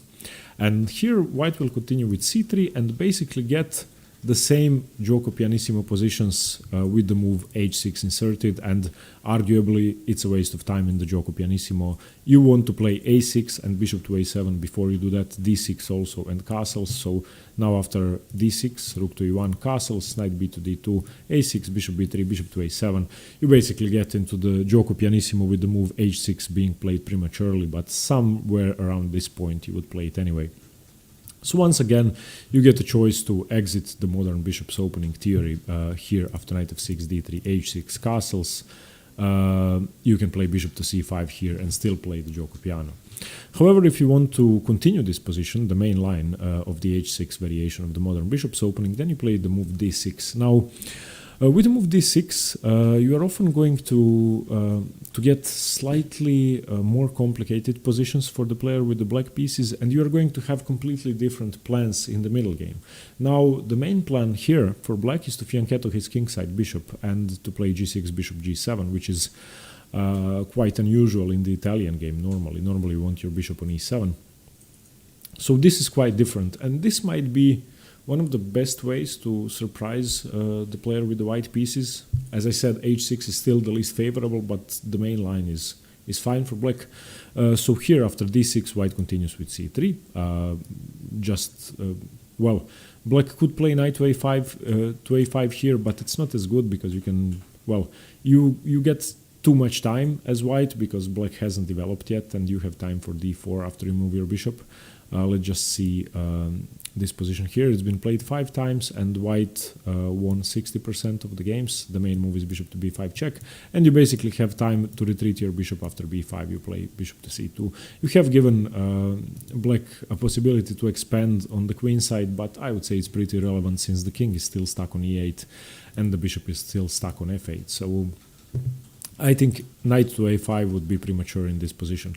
So after c3, black plays the move g6, preparing to fianchetto and to finally castle. Now, of course, your bishop is stuck behind its own pawns, so you can't play as if your bishop was on c5 or on a7, so this is actually a very logical plan. So d4 here from white, expanding in the center. Taking on e4 isn't good. You play queen to e7, solidifying your position. If after d4 black takes on e4, then d takes e5, d takes e5, bishop to d5, forking both the knights, and you are going to get your pawn back by playing rook takes e5 eventually. So bishop to f5, defending the knight. Rook to e1, the knight is now attacked twice and it has to move, knight c5, and now knight takes c6, removing the defender of the e5 pawn, b takes c6, queen takes d8, exchanging the queens, and knight takes e5. You could also take with the rook with check, but all of the pieces are defended, so it's actually better to have a threat which is stronger than the execution. Black is forced to play bishop a6 and you play bishop to e3, trying to remove the knight from the defense. Now, if black isn't careful, if black plays something that doesn't really do anything, let's say black plays, well, he can't play bishop to g7, it undefends the knight, but let's say black plays an irrelevant move, then you could take here, and after bishop takes, then you could take here, and if black takes, the bishop is hanging with check, and the rook has time to come back to e1 to the defense of the back rank. So yeah, taking on e4 isn't good really. So after the move d4, if you have this position with the black pieces, don't take on e4, play queen to e7, it solidifies your position. And now white continues with rook to e1, defending the pawn, bishop to g7, knight b to d2, and castles. And this is the starting position of the h6 line. As I said, I don't really like black's position here. I think that white has, well, visually, white has more space in the center and white has more active pieces. Definitely white's light squared bishop is better than black's. Now, black could choose to exchange it, but in some positions white might even play the move d5 and close down the position. And if you ask the engines what they think of the position, they will like white always because of the space, so it's +1. Here, just let me show you a sample continuation. h3 preventing the pin, bishop d7, knight to f1, normal plans of either knight to e3 or knight to g3, as in many Roy Lopez or Italian positions, rook a to e8, knight g3. Now, of course, knight to f5 is out of bounds because of the g6 pawn, but on the other hand, you could play this and put pressure on h6, so you have something going for yourself. Here, the main move is ed4, cd4, queen to d8, getting away from the stare of the rook, bishop to d3, defending the e4 pawn some more, knight to h7. Now you have a long maneuvering game in which I believe white stands better and white has an advantage, and I think that black is sort of cramped. You could have also chosen to play rook a to d8 and rook f to e8, but I think whatever you do, white is going to be slightly better, and this is why I think the h6 line is slightly unfavorable for black. Now, of course, the engine evaluation of more than +1 is not objective, and I think it's biased because of the space, and for human players the advantage isn't going to be as significant, but still white is slightly more active here. So this is the h6 line, and as I said, I believe that's the least favorable way for black to play. Now the second sideline, a move that actually isn't played as often, e4, e5, knight f3, knight c6, bishop c4, knight f6, d3, is a very aggressive move which puts pressure on white's center immediately. You're sort of using the fact that white has played a passive move, and in comparison with knight to g5, d3 is passive, and white will usually want to play the move d4 in one turn, so playing d3 is sort of a waste of time if you consider the normal king-pawn game plans for white. So here after d3, black plays the move d5. This is a very aggressive move which gives an edge to white. It's not a big edge, but still I believe that d5 is premature. But if you have a correct plan in mind with the black pieces, this could be very dangerous for white. So e takes d5, knight takes d5, white castles. You can see that black's position is sort of loose compared to the other positions we've seen. Knight g4, pinning the knight, rook to e1, bishop to e7. And here, bishop to e7 is the main move. I'm going to show you the lines which occur after that, in which white is slightly better. Here, this is already +1 according to the engines. Bishop h5, g4, you get to win a central pawn, and black, of course, has compensation for the e5 pawn, but still, I would rather have the pawn than not have the pawn. And this is why I think there's a great alternative to bishop to e7 after rook to e1. After rook e1, you can see that either f6 has to be played to save the pawn, or you're going to lose the pawn. Now, if you play f6, then your position is extremely risky, and black has too much time to develop the rest of his pieces and create an attack. So a great alternative, which isn't the main line, is the move queen to d6. And I believe that if you play the move d5 after d3 with this idea in mind, I think that the opening could be quite useful as a weapon. So remember this line. And the point of queen to d6 is that you want to castle queenside as soon as possible and create a fast attack. So now h3 once again, bishop h5.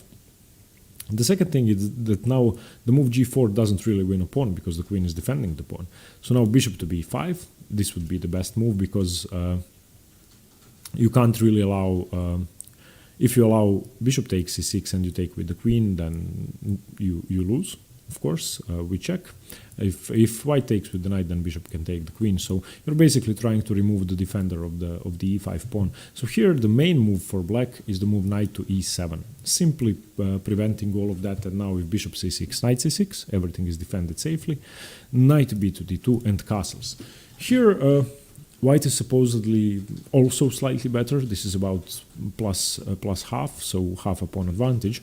But I think black has great attacking potential, and black has a very active position. Now, this is sort of a Yugoslav attack in reverse. If you've seen the series on the Sicilian defense, black is going to play f6 and g5, g4, h5, h4. So black has a ready-made kingside attack. On the other hand, white is going to have to spend several moves to create anything on the queen side. So I think this is a very good position for black, and even though it's not the best way to play, it's very aggressive, and I'm sure that not too many players with white pieces are going to know this position. I've actually prepared against this for an opponent which I was supposed to play in a tournament a month ago. We didn't meet. In the end, we didn't play this game, but I thought that it was very likely that we might enter this position because very often in the Italian he plays strange move orders and castles queenside. So I was studying this position. So I believe this is a good choice. So after d3, d5 is a solid way to play. It's a sideline that not too many people will be familiar with. So remember that e d5, knight d5, white is going to castle, bishop g4, rook to e1, and now don't play bishop to e7. I mean, you could play it, but I would suggest the move queen to d6, defending your pawn, don't give up a central pawn, and then to castle queenside. So yeah, I think this is one of the most aggressive ways to face the modern bishop's opening. Okay, now let's get on to the main line. The main line of the opening isn't h6, isn't d5 or bishop to c5, which transposes to the gioco piano, is the move bishop to e7. And this is the key move in the main line of the modern bishop's opening. You're basically preparing to play d6 with your bishop still on e7, and you're aiming for sort of different structures than in the other lines, and this position could sometimes even transpose to the Ruy Lopez, and you're going to see that. So here after bishop to e7, white should castle and black should castle, white plays rook to e1 and black plays d6.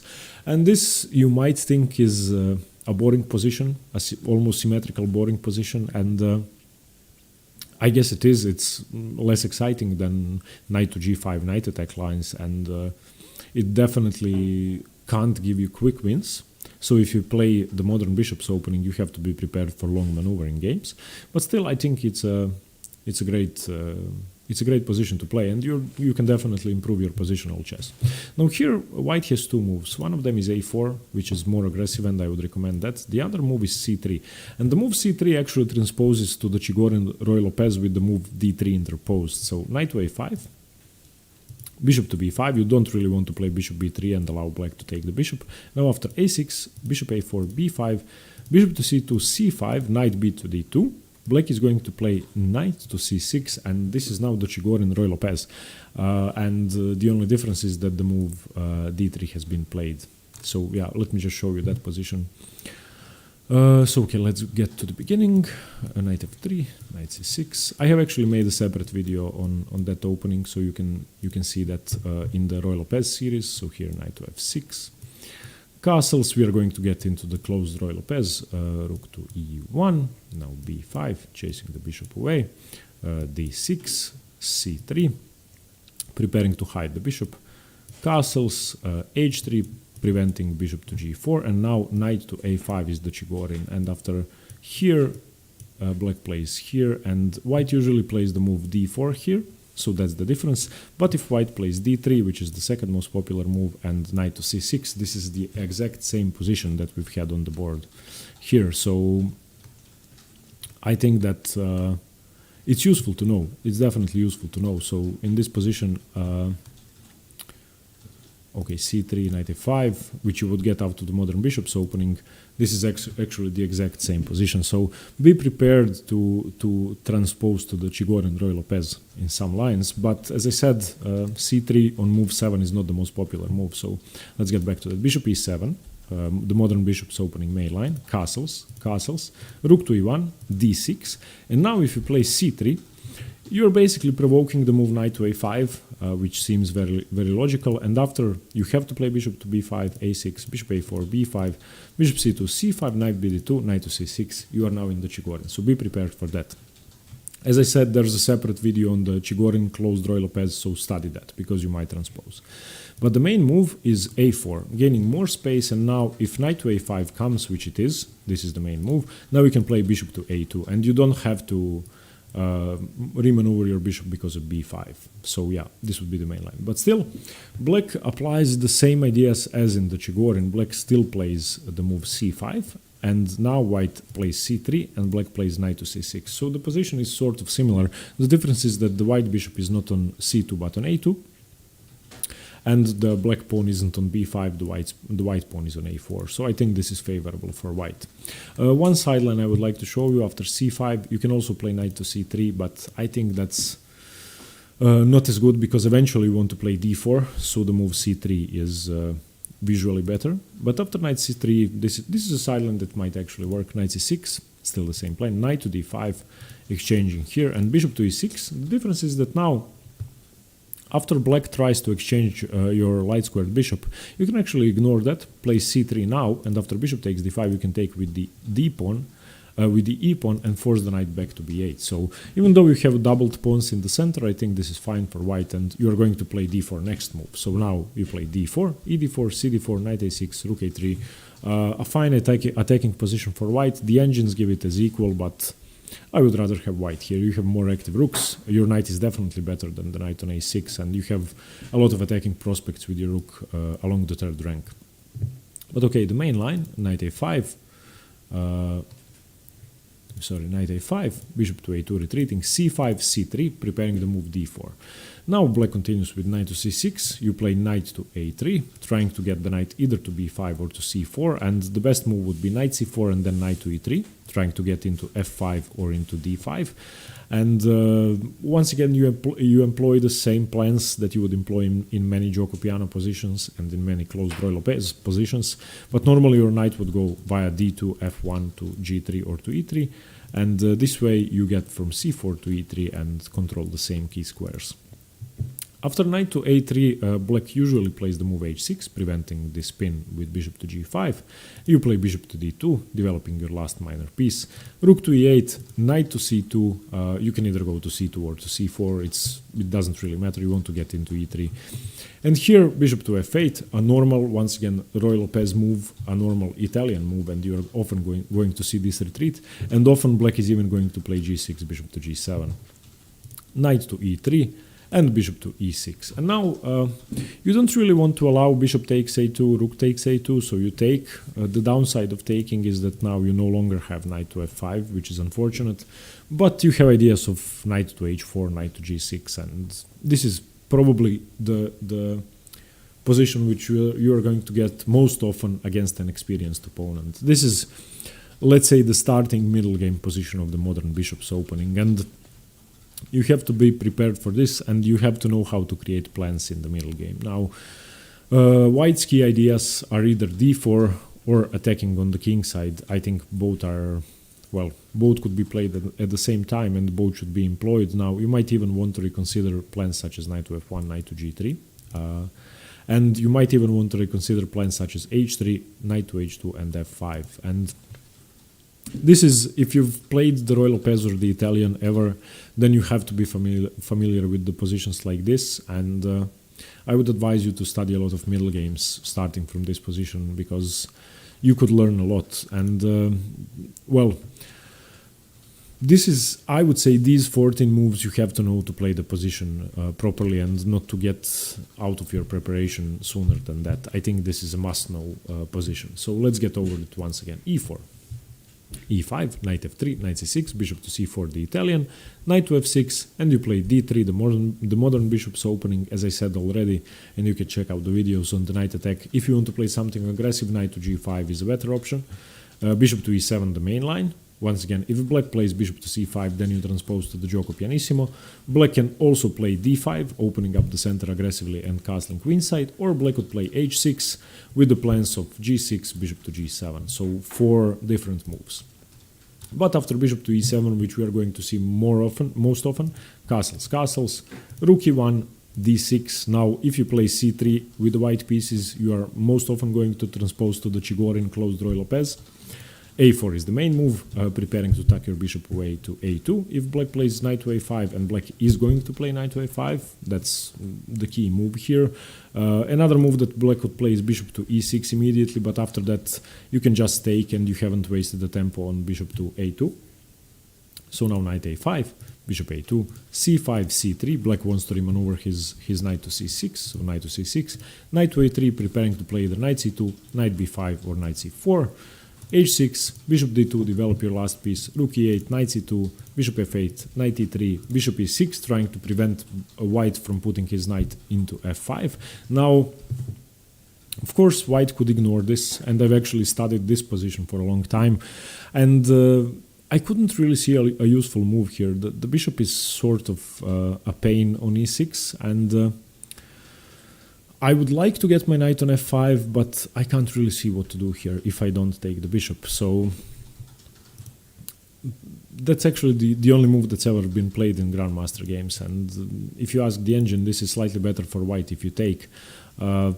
if you don't take, let's say you play something strange such as h3, now black is already better after this, so taking here isn't really that good because black has d5 here and your knight to f5 idea isn't really going to work, so you have to take the bishop. So bishop e6, bishop takes e6, and f takes e6 should be played, and find a different plan for your knight.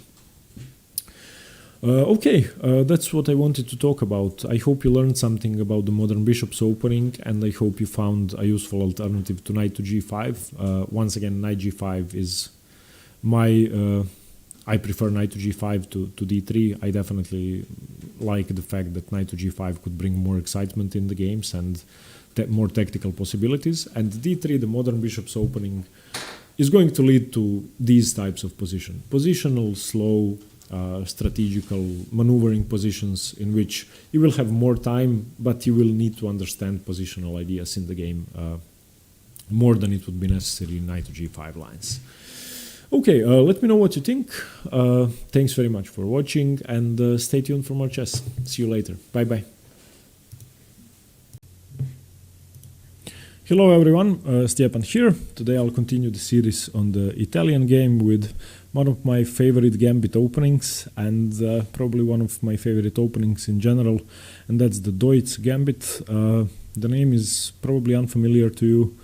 Not too many people call it that way. Most people refer to it as the Italian gambit, which is a different opening. But yeah, it's a gambit in the Italian game in the gioco piano, which leads to very exciting games. We are going to go over ways for black to go wrong in the gambit, and we are going to go over three main defenses in which after the pawn sacrifice black can capture either with the bishop, with the knight, or with the e-pawn, and we are going to go over why each of these moves is bad or good for both sides.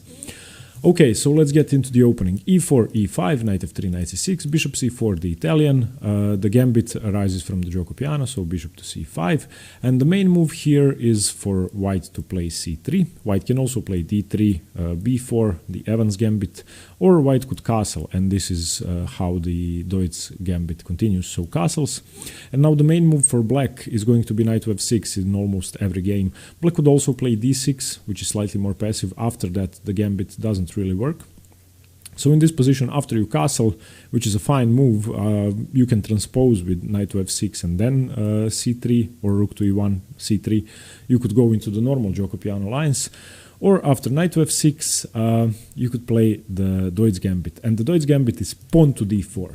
An explosive pawn sacrifice in the center. If you ask the engines what they think about the move, they will say it's bad. Black is slightly better.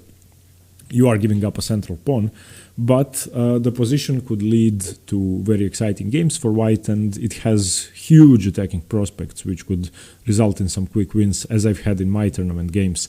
In fact, the first two times I've played this move in tournament games, my opponents blundered horribly, and I was unprepared to punish that, and I didn't know the theory that well. It was 2 years ago, and now I do know, and hopefully I will teach you how to punish bad moves. And trust me, more often than not, your opponents are going to blunder in this position. Okay, let's go over the worst move first. Taking with the knight just isn't good, because after knight takes d4, then you take on e5, knight takes e5. Now black has two possibilities, either knight to e6 or queen to e7. The f7 pawn is attacked, so black has to react. If queen to e7, then white is already much better, because bishop takes f7, and after king f8, you can retreat your knight back to d3. Your pieces weren't both attacked because of your e4 pawn, so knight to d3, and once black takes the bishop, then you play e5, winning back the knight, and your position is fine. After d6, e takes f6. We don't have to go through this much more. The material situation is both sides have 6 pawns after black recaptures. Black is probably going to recapture with the queen, but black's king is unsafe on the 7th rank, unable to castle, and white is just better. And that's why. And after queen takes pawn or pawn takes pawn, you get to capture the bishop, so white has relinquished black of his bishop pair as well. The second option after knight takes e5 is knight to e6, which is even slightly worse than queen to e7, because in this position you take the knight, bishop takes e6, and after f takes e6, black doesn't really want to take with the d pawn, because then queen takes queen, king takes queen, knight to f7, forking king and rook, winning the exchange. So f takes c6. Now you play knight to d3. This pawn can't really be taken because you can... well, okay, let me turn on the engine for this. If black takes this pawn, then I guess you have this check after you take the bishop, so knight takes bishop, knight takes knight, and then queen to h5 check, winning the knight, so that doesn't work. So after knight to d3, black plays bishop to e7, retreating back the bishop, and now you play e5, chasing the knight away, knight to d5, c4, chasing the knight even further, and after knight to b6, you can see that white has huge attacking potential. With f4, white can even play b3 and bishop to b2 in this position, and the engine will tell you that this is almost +2 for white, so completely winning. And that's why after d4 in the Deutsch Gambit, taking with the knight is the worst move and the only option that actually loses for black. The other two moves are slightly better for black, and now we are going to learn how to punish them. The second option is e takes d4, taking with the pawn, and this is actually the Scotch Gambit. You could get this from the Scotch game in some positions by transposition, and this is the second best move. I think this is far too risky for black, but if black knows what he's doing, then he is fine. Now the line is pretty forced for the first couple of moves. e5, chasing the knight away, and the knight can't really move because then black is going to be in a world of pain. Wherever the knight goes, let's say the knight goes here, then you can take, knight check, and if the king moves, then you take the knight, and black can't really take twice here because the bishop is defending, so this is losing. So after e5, black has to play d5, counterattacking the white's bishop. So d5, and now you don't take en passant, that would be too passive. E takes f6, you take the knight. Black takes your bishop, and now you take on g7, getting your pawn back. Now you can see that both sides have 7 pawns. You have just regained your material, and it's arguable who's better here, because the engines actually think this is all zeros, as you can see. They think this is equal. I think that black has a slight edge if he knows what he's doing, but practically speaking, from a human perspective, white is much better, and I would always rather have white. So rook to g8 in this position, blocking the pawn. You can't allow white to take your rook with check. And now white has one more forced move, so rook to e1 check and bishop to e6, covering the check. This is what you will get in every game. Let's go over the line once again. So d4, e takes d4, e5, d5, take the knight, take the bishop, take the g7 pawn, block the pawn, rook to e1 check, bishop to e6. And now the position branches out. White can choose between two moves. One move which looks visually more appealing, perhaps more intuitive than the other one, is actually worse. We are going to go over that first. And I like playing this move nevertheless, although in the only tournament game I've played from this position, I played the move which is inferior, trying to bluff my opponent, and I actually lost the game. So the position with this move continues with knight to g5, putting pressure on the bishop, and you're basically threatening to take twice. Now, I knew the theory well, and the forced line goes queen to d5, and believe it or not, you play knight to c3 here. Your knight is defended, and you play knight to c3. The pawn can't take, because if pawn takes knight, then rook takes bishop check, and you are losing material, and you can even take the queen immediately, because queen takes queen, the bishop is pinned. So whichever you fancy more, I think taking the queen is better. So you have just won a queen, and this bishop is hanging as well. This is perfectly fine for white, and this is just easily convertible. You're up so much material. So after knight to g5, wait, let's go back to this position, knight to g5, queen to d5, you play knight to c3, and now black's best option is queen to f5, still keeping pressure on the knight and threatening to take your knight from c3 in this position and threatening the f2 pawn. So your move is knight c to e4, defending f2, saving the knight, threatening to take the bishop, so the queen has to keep an eye on the bishop, and in this position black castles. Now this position is slightly better for black, especially because you're about to lose your g7 pawn, and This is why I've stopped playing this move, and this is why this move is inferior to the other move I'm about to show you. And in this position, you take on c5, take the bishop, queen takes c5. You can see that now this pawn is hanging. Actually, you can take twice, and you can either take with the knight or take with the rook. I think taking with the rook is more precise. So after queen takes c5, rook takes c6, pawn takes c6, knight takes c6, forking queen and rook, and after queen d5, knight takes d8. But here, as you can see, both sides have equal material. After black recaptures the g7 pawn, which happens now, you can't really save your knight, because after rook takes g7, you can't take on c6 because black is threatening checkmate. So f3, and now knight takes d8. And this position is better for black, objectively. The engine thinks this is -1 or even more than -1. But let's face it, this is the worst case scenario after you play knight to g5, so it's still playable, and it's not lost. I mean, black is better, but it's not lost. The material is equal, both sides have 6 pawns, you have bishop versus knight, and black's pieces are more active, but you can hold this position. Now let's go over to the better move. After rook to e1, bishop to e6, the best move in this position isn't knight to g5, but bishop to g5, gaining a tempo on the queen. The move f6 doesn't work, of course, because the rook takes e6, and then you take the pawn, so that's out of the question. The best move is bishop to e7. And now you take bishop e7, queen e7, and you take the d4 pawn, gaining your material back. So, knight takes d4.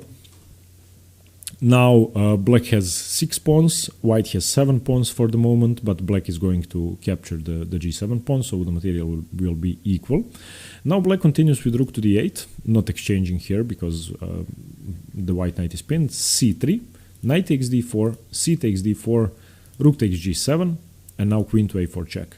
And this line after bishop to g5 is forcibly better for white. These were the best moves for black, and there are places for black to go wrong.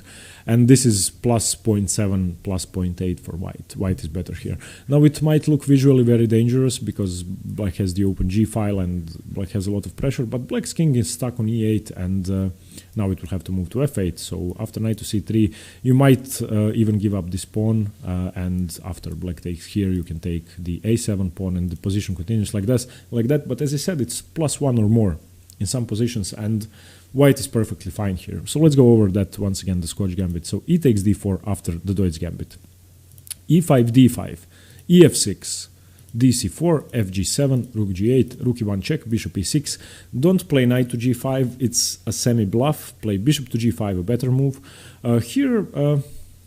Well, if black isn't careful, he could go wrong much sooner. So black has to exchange the pieces, and this position is just fine for white. I love this position. So yeah, this was the move e takes d4. And now the important thing to emphasize is that both these moves after d4, taking with the pawn and taking with the knight, are inferior and shouldn't be played by black. And once you get, I'm sorry, whoever is challenging me, I'm recording a video, so I can't accept the challenges, sorry. So both of these moves are inferior. The main move in the Deutsch gambit and the best move by far is bishop takes d4.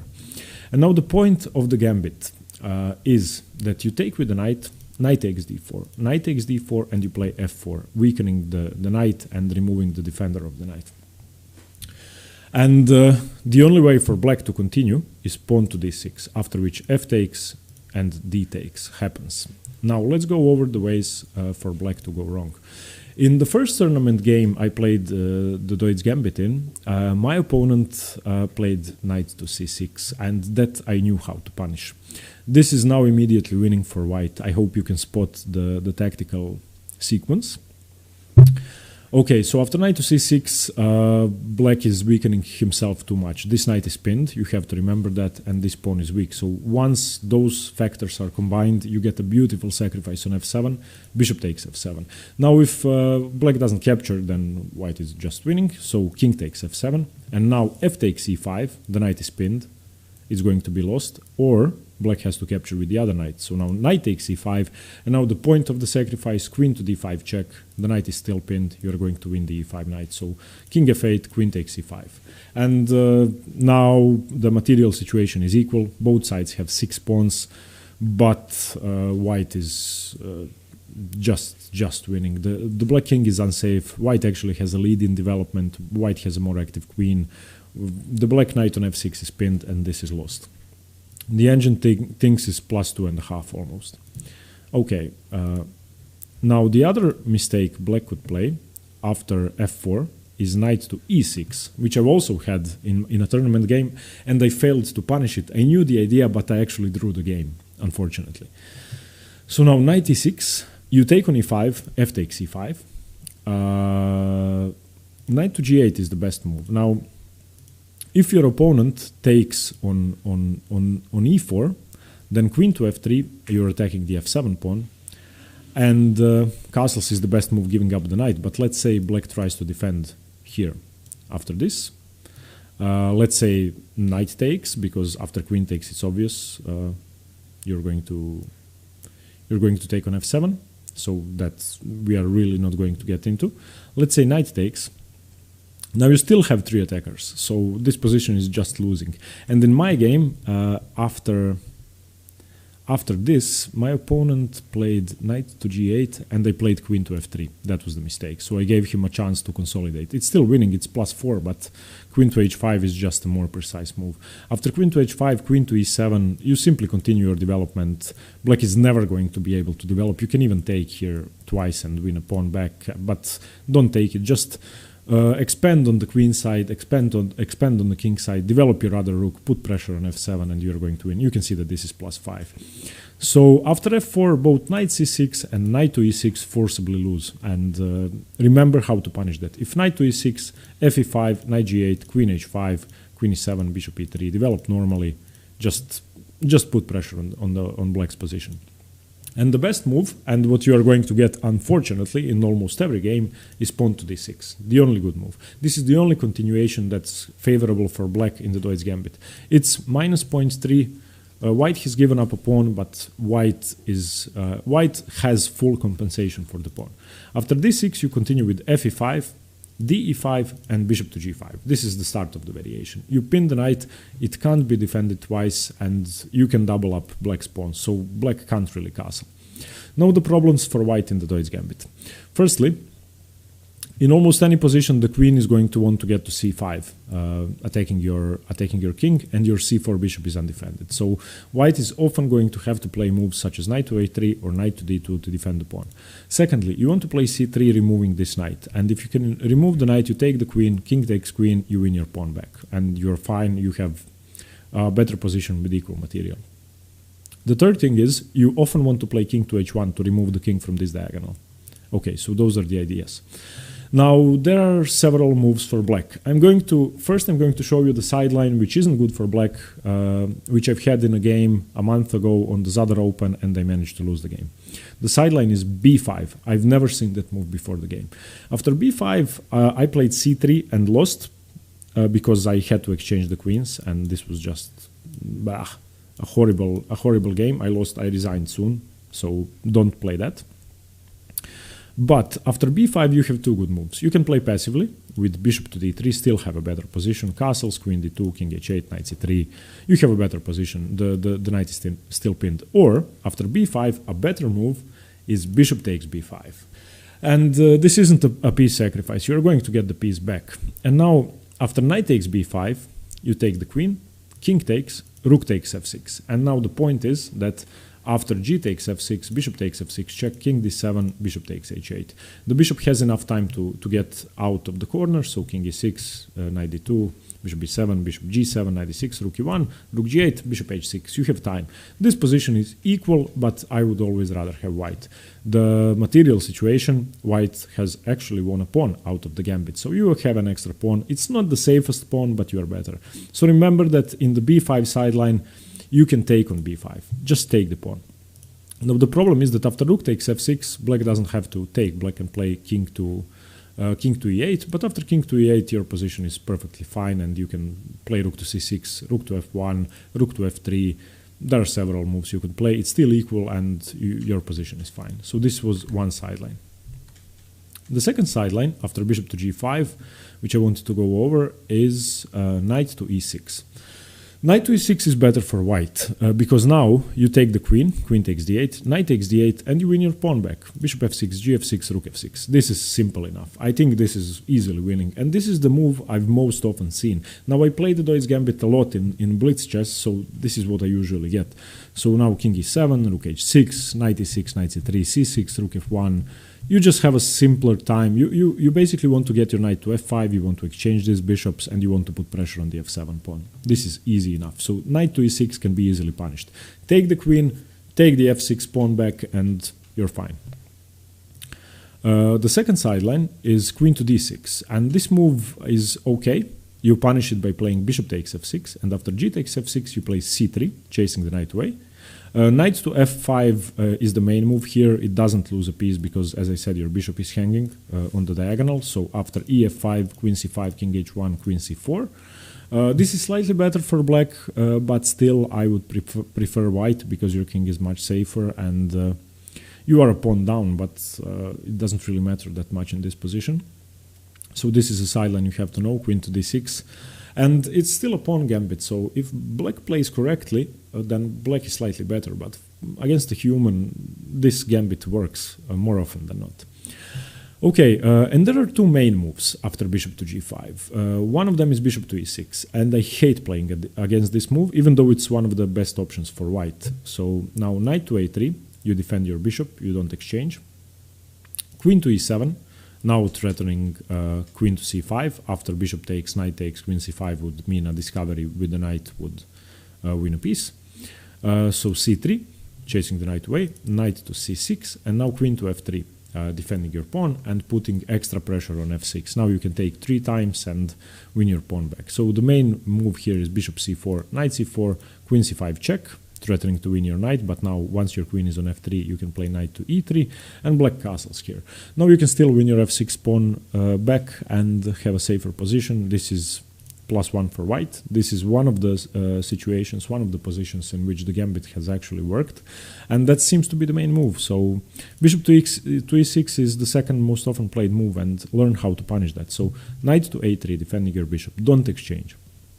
Queen e7, c3, chase the knight away, knight c6, queen to f3, put more pressure on f6, bishop c4, knight c4, queen c5, defend, knight to e3, castles, and you can play king to h1 here, continue normal. You don't have to capture here immediately. And now the main move, queen to e7. This is by far the best move for black and the most often played move. And this move is the hardest to punish. You play knight to a3. As I said, queen to c5 is a serious threat. Either king to h1 or knight to a3 has to be played. I think knight to a3 is more precise. Rook to g8 here. After you capture, the g file is open, so why not put your rook on g8? It doesn't do anything on h8. King to h1, removing your king from the diagonal and from the g file. Bishop to d7. Queen to e1, you want to get your queen here somewhere. Putting pressure on f6 and putting pressure on h7. Castles, queen to f2. Okay, black is better here. That much is clear. Black has an extra pawn. By the way, knight takes e4 doesn't work because you win an exchange after that. So knight e4, bishop e7, knight f2, bishop d8. It doesn't work. So black continues with bishop to e6. Now you have to develop normally. Rook a to e1, defend your e4 pawn. It doesn't matter if black plays queen to c5 here, your queen is no longer on the diagonal. a6, bishop takes, g takes, c3, chasing the knight away, and after knight to b5, you can play bishop takes b5, a b5, and queen to a7. And here, as I said, black is better. This is by far the best option for black, and this is what happens if black plays against the Deutsch Gambit perfectly. And this is move 18. Black has an advantage of -0.7. So this is the worst case scenario if you know what you're doing with the white pieces. And I think that the gambit is justified, more than justified. Having one extra pawn isn't that much for black, especially because the pawns are doubled along the f-file. You're going to get a lot of infiltrations here with your pieces. The f6 pawn is often hanging, and the position is double-edged but playable for both sides. And That's why I would recommend this pawn sacrifice, and I love the Deutsch Gambit. So let's go over the position once again. So e4, e5, knight f3, knight c6, bishop c4, bishop c5. You don't play c3, you don't play d3, you don't play the Evans Gambit, you play castles and wait for black to play knight to f6. Black is almost always going to play knight to f6. And now there are normal moves such as d3, which is the main move, but you play d4, the Deutsch Gambit. And knight to d4, e takes d4 can be refuted, bishop takes d4 is the best move. Knight takes, f4, weakening the knight. Knight c6, bishop e6, knight c6 and knight to e6, we went over that, easily punished. Knight c6 with bishop takes f7. This doesn't work, we went over that. This loses, and if knight to e6, then take here. Knight to g8, queen to h5, you have too much pressure and the position is winning for white. So after f4, the main move for black is d6. You take, d takes, bishop g5. And now b5 can be played, punish that by taking on b5. Knight to e6 can be played, punish that with queen takes d8, getting your pawn back. Queen to d6 can be played, take on f6, gf6, c3, knight f5. It's an exchange of pieces, but good for white. Bishop e6 can be played, knight a3, queen e7, c3, knight c6, queen f3, bishop c4, knight c4, queen c5. A favorable position for white. And queen to e7, which is the main move, can be played. So prepare against this the most. Prepared, good players are going to know this move. Knight to a3, the main move. Rook g8, king h1, remove your king from the diagonal. Bishop d7, queen to e1, castles, queen to f2. This is the position you are going to get. And I know you have to study 20 moves of theory, but once you study them, you are going to get a lot of wins. Out of 4 games that I played in the Deutsch Gambit, I lost 1, drew 1, and won 2, and the game I lost was the only one I played against the lower rated opponent. So you can find this game on the channel. It's in the Zadar Open. I think one of the last videos in the Road to GM series, you can find it there. So yeah, I wanted to show you the Deutsch Gambit. I hope you learned something. This isn't something that too many people know, so studying this could give you a great edge in the Italian. It could give you a great surprise weapon. And as I said, I've played this 3 times against opponents rated over 2000. 2 games I won, 1 game I drew, so people are not prepared for this. I hope you enjoy playing it, and I hope you crush your opponents. Thanks very much for watching, and stay tuned for more chess. See you later. Bye-bye.